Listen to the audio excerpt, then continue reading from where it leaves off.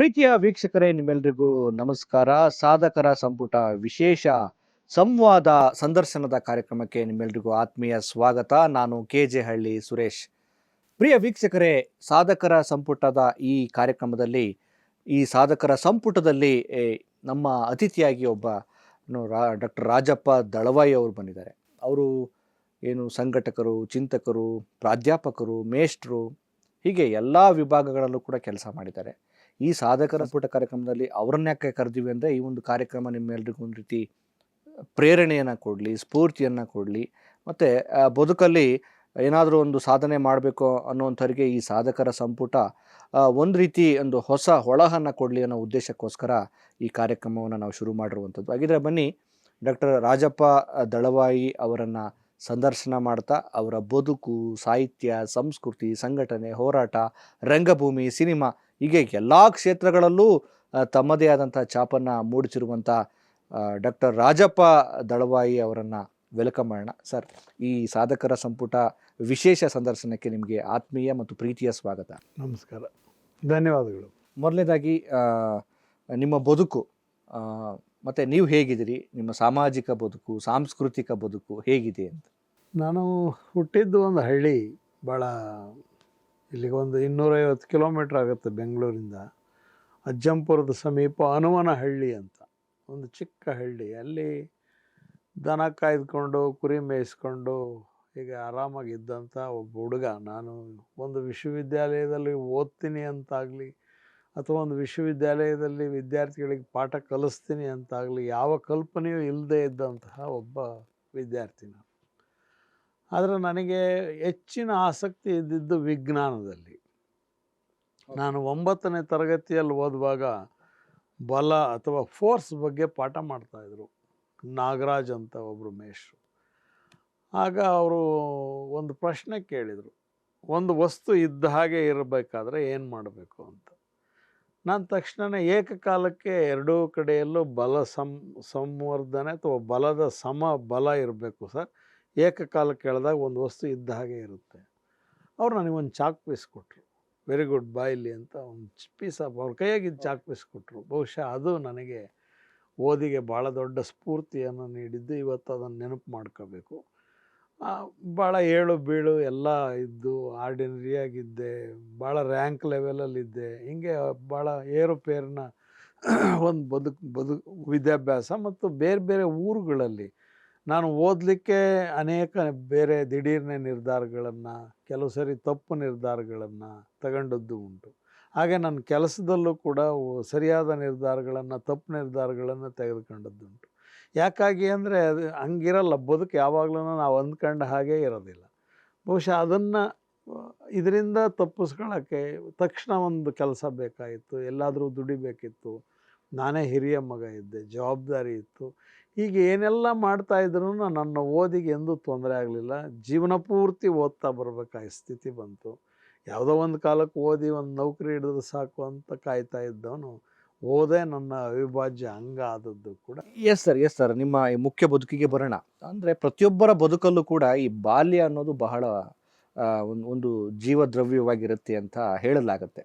ಯಾಕಂದರೆ ಬಾಲ್ಯದ ಅನುಭವಗಳು, ಬಾಲ್ಯ ಕಂಡ ಆ ಒಂದು ಅನುಭವಗಳು ಬದುಕನ್ನು ಮತ್ತಷ್ಟು ಪ್ರೇರೇಪಿಸ್ತವೆ ಮತ್ತು ಒಂದು ರೀತಿ ಶಕ್ತಿಯುತವಾಗಿರ್ತವೆ ಅಂತ. ನೀವು ಹೇಗೆ ಬಾಲ್ಯವನ್ನು ಹೆಂಗೆ ನೋಡ್ತೀರಿ ಅಂತ, ನಿಮಗೆ ಹೆಂಗೆ ಬಾಲ್ಯದಲ್ಲಿ ನಾನು ಹೀಗೆ ಸಗಣಿ ಹೊರ್ತಾ ಇದ್ದೆ. ಒಂದು ದಿವಸ ಮೈ ಮೇಲೆಲ್ಲ, ಮುಖದ ಮೇಲೆಲ್ಲ ಗೋತ ಇಳಿತಾ ಇತ್ತು.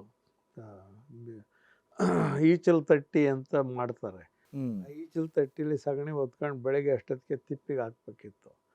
ಮುಖದ ಮೇಲೆಲ್ಲ ಗೋತ ಇಳಿತಾ ಇತ್ತು. ನನಗೆ ಅನ್ನಿಸ್ತು, ಏನಪ್ಪ ಇದರಿಂದ ಬಿಡುಗಡೆ ಹೊಂದೋದು ಹೇಗೆ ಅಂತ. ಭಾಳ ಚಿಕ್ಕ ಹುಡುಗ ನಾನು. ಅವಾಗ ಅನ್ನಿಸ್ತು, ಚೆನ್ನಾಗಿ ಅಭ್ಯಾಸ ಮಾಡಿದರೆ ಬಹುಶಃ ಇದರಿಂದ ಬಿಡುಗಡೆ ಹೊಂದ್ಬೋದು. ಸೊ ಹಿಂಗೆ ಒಂದು ರೈತಾಪಿ ಕುಟುಂಬದಿಂದ ಚೆನ್ನಾಗಿ ಅಭ್ಯಾಸ ಮಾಡಿದರೆ ಆ ಕೆಲಸದಿಂದ ಬಿಡುಗಡೆ ಹೊಂದ್ಬೋದು ಅಂತೇಳಿ ಓದ್ತಾ ಬಂದೆ. ಓಕೆ, ಬಹುಶಃ ಆ ವಿದ್ಯಾಭ್ಯಾಸವೇ ನಮ್ಮನ್ನು ಬದುಕಿನಲ್ಲೂ ಬಿಡುಗಡೆಗೊಳಿಸಿದ್ದು ಅಂತ ಅನಿಸುತ್ತೆ. ನನ್ನ ತಾಯಿ ತುಂಬ ಶ್ರಮ ವಹಿಸಿ, ನನ್ನ ತಂದೆ ಫೇಲಾದರೂ ಸಾಕು ಅಂತ ಕಾಯ್ತಿದ್ರು, ನಾನು ಪಾಸಾಗ್ತಿದ್ದೆ. ನನ್ನ ತಾಯಿ ಮಾತ್ರ ನನ್ನ ಮಗ ಓದಲೇಬೇಕು ಅಂಥೇಳಿ ಹಲಸಿನಣ್ಣನ್ನು ಸಂತೆಯಲ್ಲಿ, ಬಸ್ ಸ್ಟ್ಯಾಂಡಲ್ಲಿ, ರೈಲ್ವೆ ಸ್ಟೇಷನಲ್ಲಿ ಮಾರಾಟ ಮಾಡಿ 5 ಪೈಸೆ 10 ಪೈಸೆ ಗಂಟು, ಇಡೀ ಗಂಟನ್ನು ಮಾಡಿ 100 ರೂಪಾಯಿ ಕೊಡೋರು. ಸೊ ಅದು ನಮ್ಮ ಎರಡು ಹಲಸಿನ ಮರ. ಅದಕ್ಕೆ ಯಾವ ಮಾರ್ಕೆಟು ಅಥವಾ ಯಾವ ಫುಟ್ಪಾತಲ್ಲಿ ಸೀಸಲ್ಲಿ ಹಲಸಿನ ಹಣ್ಣಿನ ಮೂಗಿಗೆ ಬಡಿದ ತಕ್ಷಣವೇ ನನ್ನ ಬಾಲ್ಯದ ನೆನಪಾಗುತ್ತೆ. Correct sir. ಅನಂತರ ನೀವು ಈ ಮೇಷ್ಟ್ರಾಗ್ತೀರಿ, ಅಂದರೆ ಪ್ರಾಧ್ಯಾಪಕರು ಪಾಠ ಮಾಡುವಂಥ ಒಂದು ಬದುಕಿಗೆ ನಿಮ್ಮನ್ನು ನೀವು ಅರ್ಪಿಸ್ಕೊಳ್ತೀರಿ. ಈ ಬದುಕಿನ ಬಗ್ಗೆ, ಅಂದರೆ ಈ ವಿದ್ಯಾರ್ಥಿಗಳನ್ನು ರೂಪಿಸುವಂಥ ಪ್ರಕ್ರಿಯೆ ಮತ್ತು ನೀವು ಪಾಠ ಮಾಡುವಂಥ ದೀರ್ಘವಾದಂಥ ಬದುಕು, ಇದ್ರ ಬಗ್ಗೆ ಹಂಚ್ಕೊಳ್ಳೋದಾದರೆ. ನಾನು 85ರಲ್ಲಿ ನನ್ನ ಮಾಸ್ಟರ್ಸ್ ಮುಗಿಸಿದ ಮೇಲೆ ನಾನು 81ರಿಂದ 83 ಶಿವಮೊಗ್ಗದಲ್ಲಿ DVS ಕಾಲೇಜಲ್ಲಿ ಓದ್ತಾ ಇದ್ದೆ. ಆ ಓದುವ ಸಂದರ್ಭದಲ್ಲಿ ಮೈಸೂರಿಗೆ ಮಡಿಕೇರಿ ಸಾಹಿತ್ಯ ಸಮ್ಮೇಳನಕ್ಕೆ ಹೋಗಿದ್ದೆ. ಓಕೆ. ಆ ಸಮ್ಮೇಳನಕ್ಕೆ ಹೋದವನು ಮೈಸೂರಿಗೆ ಹೋದೆ. ನನ್ನ ಸೀನಿಯರ್ಸ್ಗಳಿದ್ರಲ್ಲಿ. ಮೈಸೂರು ವಿಶ್ವವಿದ್ಯಾಲಯದ ಗ್ರಂಥಾಲಯವನ್ನು ನೋಡಿ ನಾನು ಆಕರ್ಷಿತನಾದೆ. ನಾನು ಅಭ್ಯಾಸ ಮಾಡಿದರೆ ಈ ಗ್ರಂಥಾಲಯದಲ್ಲಿ ಓದಬೇಕು, ಒಂದೇ ಆದರ್ಶ ಇದೆ ನನಗೆ. ವಾಪಸ್ಸು ಶಿವಮೊಗ್ಗಕ್ಕೆ ಬಂದ ಮೇಲೆ ಫೈನಲ್ ಇಯರ್ನಲ್ಲೇ TH ಮಾರ್ಕ್ಸ್ ತೆಗೆದು MAಗೆ ಸೇರಿದೆ. ಆ ಮಾಸ್ಟರ್ ಏನಿತ್ತು ಅದು 2 ವರ್ಷ ಆದಮೇಲೆ ತಕ್ಷಣವೇ ನಾನೊಂದು ಜೂನಿಯರ್ ಕಾಲೇಜ್ ಪ್ರಿನ್ಸಿಪಾಲ್ ಆದೆ, ಕನ್ನಡ ಮೇಷ್ಟ್ರಾದೆ. ಆಮೇಲೆ ಬಿಟ್ಟು IAS ಮಾಡಬೇಕು ಅಂತ ದೆಹಲಿಗೆ ಹೋದೆ. ಒಂದಷ್ಟು ದಿವಸ JNUನಲ್ಲಿದ್ದೆ. ಆಮೇಲೆ ವಾಪಸ್ಸು KS ಬಂತು ಅಂತ ಇಲ್ಲಿ ಬಂದು KS ಬರೆದೆ. 2 ಸರಿ KS ಪಾಸ್ ಮಾಡಿದೆ. ಆಫೀಸರ್ ಆಗಿ ಹೋಗಬೇಕು ಅಂತ ಇದ್ದಾಗ ನಮ್ಮ ವಿದ್ಯಾರ್ಥಿಗಳು ಬಿಡಲಿಲ್ಲ. ಹೆಂಗೆ ಸರ್ ನಮ್ಮನ್ನೆಲ್ಲ ಬಿಟ್ಟು ನೀವು ಹೋಗ್ತೀರಿ ಆಫೀಸರ್ ಆಗಿ ಅಂತ. ಓಕೆ. ಅದಕ್ಕೆ ಒಬ್ಬ ವಿದ್ಯಾರ್ಥಿ ಅಂತೂ, ನಾನು ಅವಾಗ ಜೂಲಿಯಸ್ ಸೀಸರ್ ಪಾಠ ಮಾಡ್ತಾ ಇದ್ದೆ. ಹೋಗಂಗಿಲ್ಲ ಸರ್. ಯಾಕಮ್ಮ? ಇನ್ನು ಜೂಲಿಯಸ್ ಸೀಸರ್ ಸತ್ತಿಲ್ವಲ್ಲ ಸರ್, ಅದು ಹೆಂಗೆ ಹೋಗ್ತೀವಿ? ಸೊ ಬಹುತೇಕ ಅದು ಆ ಮಾತೇ ಒಂದು ಮೆಟಫರ್ ಆಗಿ ನನ್ನ ಜೀವನದಲ್ಲಿ ಉಳ್ಕೊಳ್ತು. ನಾನು KS ಆಗಿ ಆಫೀಸರ್ ಆಗಿ ಹೋಗೋದ್ರ ಬದಲು ಮೇಷ್ಟ್ರಾಗೆ ಉಳ್ಕೊಂಡೆ. ಈಗ ಈ ವರ್ಷದ ಮಾರ್ಚ್ವರೆಗೂ ನಾನು ಪಾಠ ಹೇಳಿ ನಿವೃತ್ತನಾಗಿದೆ. ಶಾಲಾ ಕಾಲೇಜುಗಳಲ್ಲಿ ಪಾಠವನ್ನು ಮಾಡುವಂಥದ್ದು, ವಿದ್ಯಾರ್ಥಿಗಳನ್ನು ರೂಪುಗೊಳಿಸೋದು ಇದೆಯಲ್ಲ, ಅದೊಂದು ಒಳ್ಳೆಯ ಅದ್ಭುತವಾದಂಥ ಒಂದು ಪ್ರಕ್ರಿಯೆ ಸರ್. ಆದರೆ ಇವತ್ತಿನ ಶಾಲಾ ಕಾಲೇಜುಗಳಲ್ಲಿ ಬೋಧನೆ ಮಾಡ್ತಿರುವಂಥ ಬೋಧಕರಾಗಲಿ ಮತ್ತು ಪಾಠವನ್ನು ಕಲಿಯುವಂಥ ವಿದ್ಯಾರ್ಥಿಗಳೇ ಆಗಲಿ, ಬೋಧನೆ ಮಾಡುವಂಥ ಬೋಧಕರ ವಿಚಾರದಲ್ಲಿರ್ಬೋದು, ಪಾಠ ಕಲಿಯುವಂಥ ವಿದ್ಯಾರ್ಥಿಗಳ ವಿಚಾರದಲ್ಲಿರ್ಬೋದು, ಎಲ್ಲ ಒಂದು ಕಡೆ ಒಂದು ಅಂತರ, ಕೊರತೆ ಕಾಣ್ತಾ ಇದೆಯಾ ಅಂತ ಅನಿಸ್ತಾ ಇದೆ. ಯಾಕೆಂದರೆ ಇವತ್ತಿನ ಸಾಮಾಜಿಕ ವಿದ್ಯಮಾನಗಳಲ್ಲಿ ಯುವಕರ ಪಾತ್ರವಹಿಸುವಿಕೆ ಇದೆಯಲ್ಲ, ಅದೆಲ್ಲ ಒಂದು ಕಡೆ ಒಂದು ದೊಡ್ಡ ಶೂನ್ಯತೆ ಕಾಡ್ತಾ ಇದೆ. ಮತ್ತು ಅವರು ರೂಪುಗೊಳ್ಳೋ ವಿಚಾರದಲ್ಲೂ ಕೂಡ ಎಲ್ಲೋ ಜಳ್ಳು ಟೊಳ್ಳು ಅಂತ ಅನಿಸ್ತಾ ಇದೆ. ನಿಮಗೇನು ಅನಿಸುತ್ತೆ? ಈಗ ನಾನು ವಿದ್ಯೆಗೆ ತೆರೆದುಕೊಂಡಿದ್ದು 70ರ ದಶಕದಲ್ಲಿ. 80ರ ದಶಕದಿಂದ ನಾನು ಕಲಿಸ್ತಾ ಬಂದಿದ್ದೀನಿ. ಒಂದೊಂದು ದಶಕನೂ ಕೂಡ ಬದಲಾವಣೆಯ ಬೇರೆ ಬೇರೆ ವಿದ್ಯುನ್ಮಾನದ ಬದಲಾವಣೆಗಳಿವೆ. ಇವನ್ನು ನಾವು ಸರಿಯಾಗಿ ಗ್ರಹಿಸಬೇಕು.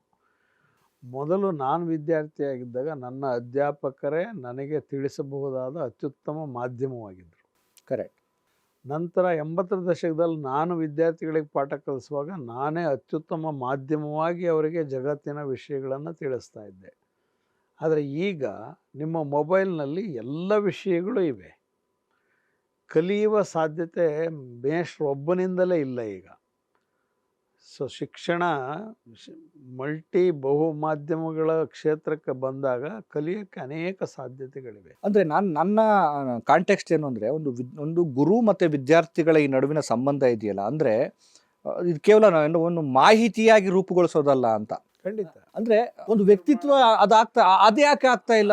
ಅದು ನನಗೇನು ಕೊರತೆ ಅಂತ ಅನಿಸ್ತಾ ಇಲ್ಲ, ಅನಿಸಿಲ್ಲ. ನಾನು ಆವಾಗ್ಲೂ. ಆದರೆ ಈ ಸಮಾಜದಲ್ಲಿ ವಿದ್ಯಾರ್ಥಿಗಳನ್ನು ನೋಡಿದಾಗ, ಓಕೆ, ಚೆನ್ನಾಗಿ ಓದ್ತಾರೆ, ಸ್ಟಡಿ ಮಾಡ್ತಾರೆ, ತಮ್ಮ ಬದುಕನ್ನು ರೂಪಿಸ್ಕೊಳ್ಳೋದಕ್ಕೆ ಏನು ಉದ್ಯೋಗವನ್ನು ಕಂಡುಕೊಳ್ಳುವಂಥದ್ದು ಇರ್ಬೋದು, ಪ್ರಯತ್ನವನ್ನು ಮಾಡುವಂಥದ್ದು ಇರುತ್ತೆ. ಆದರೆ ಅವರನ್ನು ನೋಡಿದಾಗ, ಅವರನ್ನು ಅಂದರೆ ಬಹುತೇಕರನ್ನ ಸ್ಟಡಿ ಮಾಡಿದಾಗ, ಎಲ್ಲ ಅಂತ ಅಲ್ಲ, ಎಲ್ಲ ಒಂದು ಕಡೆ ಆ ವ್ಯಕ್ತಿತ್ವದ ವಿಚಾರದಲ್ಲಿರ್ಬೋದು, ಆಮೇಲೆ ವಿಚಾರದ ಸ್ಪಷ್ಟತೆ ಇರ್ಬೋದು, ಅವುಗಳಲ್ಲಿ ಒಂದು ದ್ವಂದ್ವಗಳಿರುವಂಥದ್ದು, ಆಮೇಲೆ ಸಮಾಜವನ್ನು ಸಂವೇದಿಸುವ ಅಥವಾ ತಲ್ಲಣಿಸುವ ವಿಚಾರದಲ್ಲಿ ಎಲ್ಲೋ ಒಂದು ಕಡೆ ಅದು ಸಾಧ್ಯ ಆಗದೆ ಇರ್ಬೋದು, ಅದು ಕಾಣ್ತಾ ಇದೆಯಲ್ಲ ಅಂತ. ಅಲ್ಲ, ನಾವು ಯಾರಿಂದ ಕಲಿತೀವಿ ಅನ್ನೋದು ಬಹಳ ಮುಖ್ಯ. ಕರೆಕ್ಟ್. ಕಲಿಸುವವನ ಹಿನ್ನೆಲೆಯು ಏನು ಅನ್ನೋದು ಮುಖ್ಯ. ಈಗ ನಾನು ಮೇಷ್ಟ್ರೇ ಆಗಿ ಯಾಕೆ ಉಳ್ಕೊಂಡೆ? ನಾನು ಬೇಕಾದಷ್ಟು ಕಲಿಸ್ಕೊಳ್ಳೋಕೆ ಗೊತ್ತಿದ್ವು ನನಗೆ. ಆದರೆ ಕಲಿಸೋದು ಅತ್ಯುತ್ತಮವಾದ ಒಂದು ಮಾದರಿ. ನೀವು ಪಾಠ ಹೇಳುವ ಮುಖೇನ ಅಥವಾ ಯಾವುದೇ ರೀತಿಯಲ್ಲಿ ಇನ್ನೊಂದು ಜನ್ರೇಷನ್ನಿಗೆ ಕಲಿಸೋದಿದೆಯಲ್ಲ, ಆ ಕಲಿಸುವಿಕೆಯಲ್ಲಿ ಒಂದು ರೆಸ್ಪಾನ್ಸಿಬಿಲಿಟಿ ಇದೆ. ಒಂದು ಸಾಮಾಜಿಕವಾದ ಜವಾಬ್ದಾರಿ ಇರುತ್ತೆ. ಆಮೇಲೆ ಒಂದು ಆ ಜವಾಬ್ದಾರಿಯ ಜೊತೆಯಲ್ಲೇ ವಿದ್ಯಾರ್ಥಿಯ ವ್ಯಕ್ತಿತ್ವವನ್ನು ಬೆಳೆಸೋದು ಒಂದು ಮುಖ್ಯವಾದ ಕಾಂಪೋನೆಂಟ್. ನಾವೇನು ಯಾವುದಕ್ಕೆ ನೀರು ಎರಿತಾ ಇದ್ದೀವಿ? ಕರೆಕ್ಟ್. ನಾವು ಒಳ್ಳೆಯದಕ್ಕೆ ನೀರು ಎರಿತಾ ಇದ್ದೀವ, ಕೆಟ್ಟದ್ದಕ್ಕೆ ನೀರು ಎರಿತೀವ?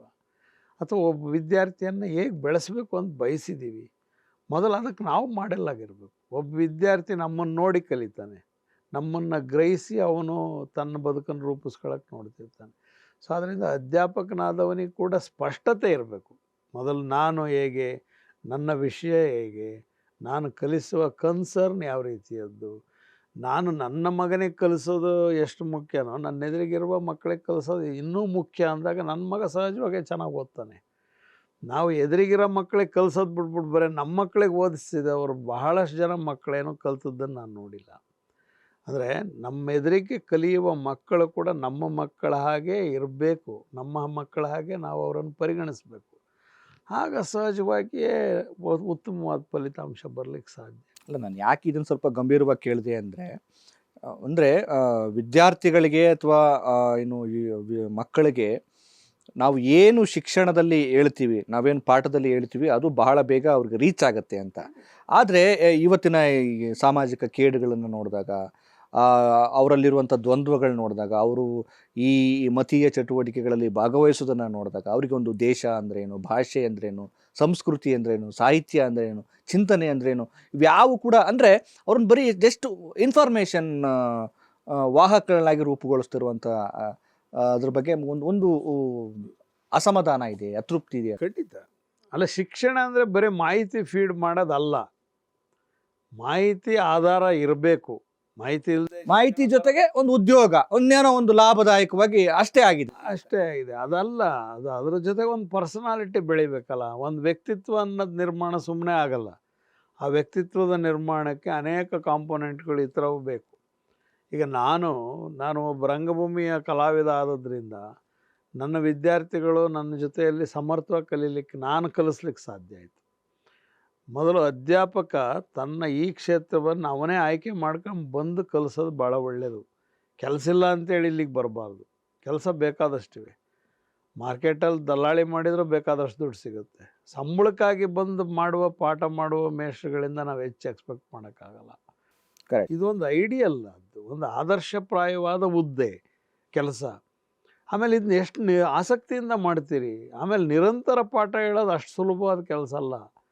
ನೀವು ಯಾವುದೋ ಒಂದು ವೇವ್ ಲೆಂತಲ್ಲಿ ಒಂದು 20-25 ಇಯರ್ಸ್ನ ನಿಮ್ಮ ಯೌವನದ ದಿನಗಳಲ್ಲಿ ನೀವು ಅದ್ಭುತವಾದ ಮೇಷ್ಟ್ರು ಅಂತ ಅನಿಸ್ಕೋಬೋದು. ಅದೇ ಒಂದು 30 ವರ್ಷದೊತ್ತಿಗೆ ಬಂದಾಗ ಯಾತಕ್ಕೂ ಬೇಡದೇ ಇರೋ ಮೇಷ್ಟ್ರುಗಳಾಗಿರೋರನ್ನು ನಾವು ನೋಡಿದ್ದೀವಿ. ಆದರೆ ಕನಿಷ್ಠ ಒಂದು 30-35 ವರ್ಷ ನೀವೊಬ್ಬರು ಸಮರ್ಥ ಅಧ್ಯಾಪಕರು ಅಂತ ಅನ್ನಿಸ್ಕೊಳ್ಳೋದಿದೆಯಲ್ಲ, ಅದು ಪ್ರತಿ ದಿವಸದ ಸೂರ್ಯನಷ್ಟೇ ಪ್ರಕರ್ಷ ಸ್ಥಿತಿ. ಅದು ಪ್ರತಿನಿತ್ಯ ನಾವು ಸಾಬೀತುಪಡಿಸ್ತಾನೇ ಇರಬೇಕು. ನಿತ್ಯಂಪೊಸತು ಆದ ಹಾಗೆ, ಅಥವಾ ನಿತ್ಯ ಕರ್ಣರ ರೀತಿಯಲ್ಲಿ ನಾವು ಮತ್ತೆ ಮತ್ತೆ ಮತ್ತೆ ನಮಗಿರುವ ಸಿದ್ಧತೆಯನ್ನು, ನಮಗಿರುವ ರಿಸೋರ್ಸನ್ನು, ನಮಗಿರುವ ಹೊಸ ರೀಡಿಂಗನ್ನು, ಆಲೋಚನಾ ಕ್ರಮವನ್ನು ಬೆಳೆಸ್ತಾನೆ ಹೋಗ್ಬೇಕು. ಆಗ ಮಾತ್ರ ನೀವು ಥ್ರೂಔಟ್ ಲೈಫ್ ಮೇಷ್ಟ್ರಾಗಿರ್ಲಿಕ್ಕೆ ಸಾಧ್ಯ. ಪ್ರಾಧ್ಯಾಪಕ ನಿತ್ಯವೂ ಕೂಡ ಅವನು ಹೊಸ ಸೂರ್ಯ ಆಗಬೇಕು, ಹೊಸತನ್ನು ಕಲಿಬೇಕು. ಅವನು ಆ ರೀತಿಯಾಗಿ ರೂಪುಗೊಂಡ್ರೆ ವಿದ್ಯಾರ್ಥಿಗಳನ್ನು ಕೂಡ ರೂಪುಗೊಳಿಸೋಕ್ಕೆ ಸಾಧ್ಯ ಅನ್ನುವಂಥ ವಿಚಾರ ಹೇಳ್ತಾ ಇದ್ರಿ ನೀವು. ಈಗ ನೀವು ಬೇರೆ ಕೆಲಸಕ್ಕೆ ಒಂದು ಮಿನಿಮಮ್ ಸ್ಕಿಲ್ ಆದರೆ ಅದರ ಮೇಲೆ ಕಂಟಿನ್ಯೂ ಆಗ್ತಾ ಹೋಗ್ಬೋದು. ಆದರೆ ಮೇಷ್ಟ್ರ ಕೆಲಸ ಆಗಲ್ಲ. ಪ್ರತಿ ದಿವಸ ಅಪ್ಡೇಟ್ ಇರಬೇಕು. ನೀವು ಇವತ್ತು ಏನು ವಿದ್ಯಮಾನ ನಡೆದದೆ ಅನ್ನೋದು ತಿಳಿದೇ ಹೋದರೂ ನೀವು ಪಾಠನ ಸರಿಯಾಗಿ ಮಾಡೋಕ್ಕಾಗಲ್ಲ. ಅಥವಾ ತಿಳಿದ ಮೇಲೂ ಅದಕ್ಕೆ ಸ್ಪಂದಿಸದೇ ಇದ್ದರೂ ನೀವು ಸರಿಯಾಗಿ ಪಾಠ ಮಾಡೋಕ್ಕಾಗಲ್ಲ. ಸೊ ಮಾಡೆಲ್ ಅದು. ಸರಿಯಾಗಿ ಪಾಠ ಮಾಡೋದು ಅಂದ್ರೆ ಏನು? ತುಂಬ ಚೆನ್ನಾಗಿ ಮಾತಾಡೋದಾ? ಅಲ್ಲ, ನನ್ನ ಪ್ರಕಾರ ಅದಲ್ಲ. ಆಮೇಲೆ ವಿದ್ಯಾರ್ಥಿಗಳ ಹಸಿವು ಇದೆ, ಅನೇಕ ಬಗೆಯ ಹಸಿವಿರುತ್ತೆ. ಈಗ ನೋಡಿ, ಕೆಲವರಿಗೆ ಉದರದ ಹಸಿವಿರ್ಬೋದು ಜೈವಿಕವಾಗಿ. ಇನ್ನು ಕೆಲವರಿಗೆ ಅದನ್ನು ಹತ್ತಿಕ್ಕಿ ಬೌದ್ಧಿಕ ಹಸಿವು ಪ್ರಧಾನವಾಗಿರುತ್ತೆ. ಕರೆಕ್ಟ್. ಎಲ್ಲಿ ಬಡತನ ಇರುತ್ತೆ ಅಲ್ಲಿ ಅಪಾರವಾದಂತಹ ಉದರದ ಹಸಿವಿದ್ದ ಹಾಗೆ ನೆತ್ತಿಯ ಹಸಿವು ಕೂಡ ಇರುತ್ತೆ. ಅದಕ್ಕೆ ತಕ್ಕನಾದ ಬುದ್ಧಿ ಬೇಕಾಗಿರುತ್ತೆ. ಎಷ್ಟೋ ವಿಷಯಗಳನ್ನು ತಿಳಿತಾ ವಿದ್ಯಾರ್ಥಿಗಳು ತಮಗಿರುವ ಹಸಿವನ್ನು ಮರೆತಿರೋದನ್ನು ನಾನೇ ಸ್ವತಃ ನೋಡಿದ್ದೀನಿ. ಸೊ ಅದರಿಂದ ನಾವು ಕಲಿಸ್ಬೇಕಾಗಿರೋದೇನು ಅವನ ಭವಿಷ್ಯ. ನನ್ನ ಒಂದು ತಿಳುವಳಿಕೆ ಏನಂದರೆ, ಕಲಿಸೋದನ್ನು ಸರಿಯಾಗಿ ಕಲಿಸಿದ್ರೆ ಮಾತ್ರನೇ ಶಿಕ್ಷಣ.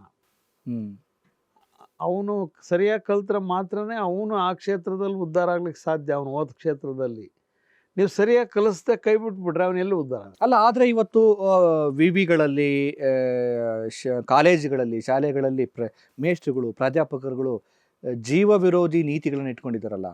ಅವ್ರದ್ದೇ ಆದ ಒಂದು ಯಾವುದೋ ಏನು ಸಮಾಜಕ್ಕೆ ಕಂಟಕವಾಗಿರೋ ವಿಚಾರಗಳನ್ನ ಇಟ್ಟುಕೊಂಡು ಇದ್ದಾರಲ್ಲ. ಅಂದ್ರೆ ಮೇಷ್ಟ್ರು ಅನ್ನೋ ಮುಖವಾಡದಲ್ಲಿ ಇದ್ದಾರಲ್ಲ, ಅವ್ರು ಅಂಥವ್ರ ಬಗ್ಗೆ ಏನು? ನಾನು ಒಬ್ಬ ಮೇಷ್ಟ್ರು ಆಗಿರೋದ್ರಿಂದಲೇ ನಾನು ಹೀಗೆ ಇರಬೇಕು, ನಾನು ಹೇಗಿರಬೇಕು ಅನ್ನೋದು ನನ್ನ ಸಮಾಜ ಗುರುತಿಸುತ್ತೆ.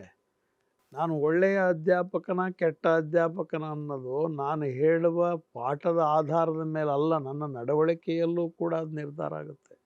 ಕರೆಕ್ಟ್. ನೀವು ಅಲ್ಲಿ ಭಾಳ ದೊಡ್ಡ ದೊಡ್ಡ ಮಾತುಗಳನ್ನ ವೇದಿಕೆಯಲ್ಲಿ ಹೇಳಿ ಬದುಕಿನಲ್ಲಿ ಭಾಳ ವಿಭಿನ್ನವಾಗಿ ಬದುಕಿದರೆ ಅದನ್ನು ಸಮಾಜ ಒಪ್ಪೋದಿಲ್ಲ. ನನ್ನ ವಿದ್ಯಾರ್ಥಿನೇ ಒಪ್ಪಲ್ಲ, ಬೇರೆಯವ್ರು ಬಿಡಿ. ಕರೆಕ್ಟ್. ಈಗ ಅಧಿಕಾರಕ್ಕೆ ಬರುವಂಥ ಸರ್ಕಾರಗಳು ಪಠ್ಯಗಳನ್ನು ರೂಪಿಸುವಂಥ ಪ್ರಕ್ರಿಯೆಯಲ್ಲಿ ಅವರ ಏನು ಏನು ವಿಚಾರಕ್ಕೆ ಒಪ್ಪುವಂಥ ವಿಚಾರಗಳನ್ನು ತುರುಕ್ತಾ ಇದ್ದಾರಲ್ಲ. ಅಂದರೆ ಒಂದು ರೀತಿ ವೈಜ್ಞಾನಿಕವಾಗಿ, ವೈಚಾರಿಕವಾಗಿ, ಸಾಮಾಜಿಕವಾಗಿ, ಸಾಂಸ್ಕೃತಿಕವಾಗಿ ಇರಬೇಕಾಗಿರುವಂಥ ಪಠ್ಯಗಳು ಎಲ್ಲೋ ಒಂದು ಕಡೆ ಅಲ್ಲಿ ವಿಷಯಗಳನ್ನು ಇಂಜೆಕ್ಟ್ ಮಾಡಲಾಗ್ತಾ ಇದೆ. ಈ ರೀತಿ ಅಧಿಕಾರಕ್ಕೆ ಬರುವ ಒಂದೊಂದು ಪಕ್ಷಗಳು ಒಂದೊಂದು ನೀತಿಯ ಪಠ್ಯಗಳನ್ನು ಸೇರಿಸ್ತಾ ಹೋದರೆ ಮಕ್ಕಳ ಈ ಈ ಬೌದ್ಧಿಕ ವಿಕಸನಕ್ಕೆ ವೈಕಲ್ಯ ಬರಲ್ವಾ ಅಂತ. ಈಗ ಸರ್ಕಾರಗಳು ಏನು ಮಾಡ್ತವೆ, ಪಠ್ಯವನ್ನು ಸರ್ಕಾರಗಳು ನಿರ್ಧರಿಸುವ ಮಟ್ಟಕ್ಕೆ ಹೋಗ್ಬಾರ್ದು. First correct.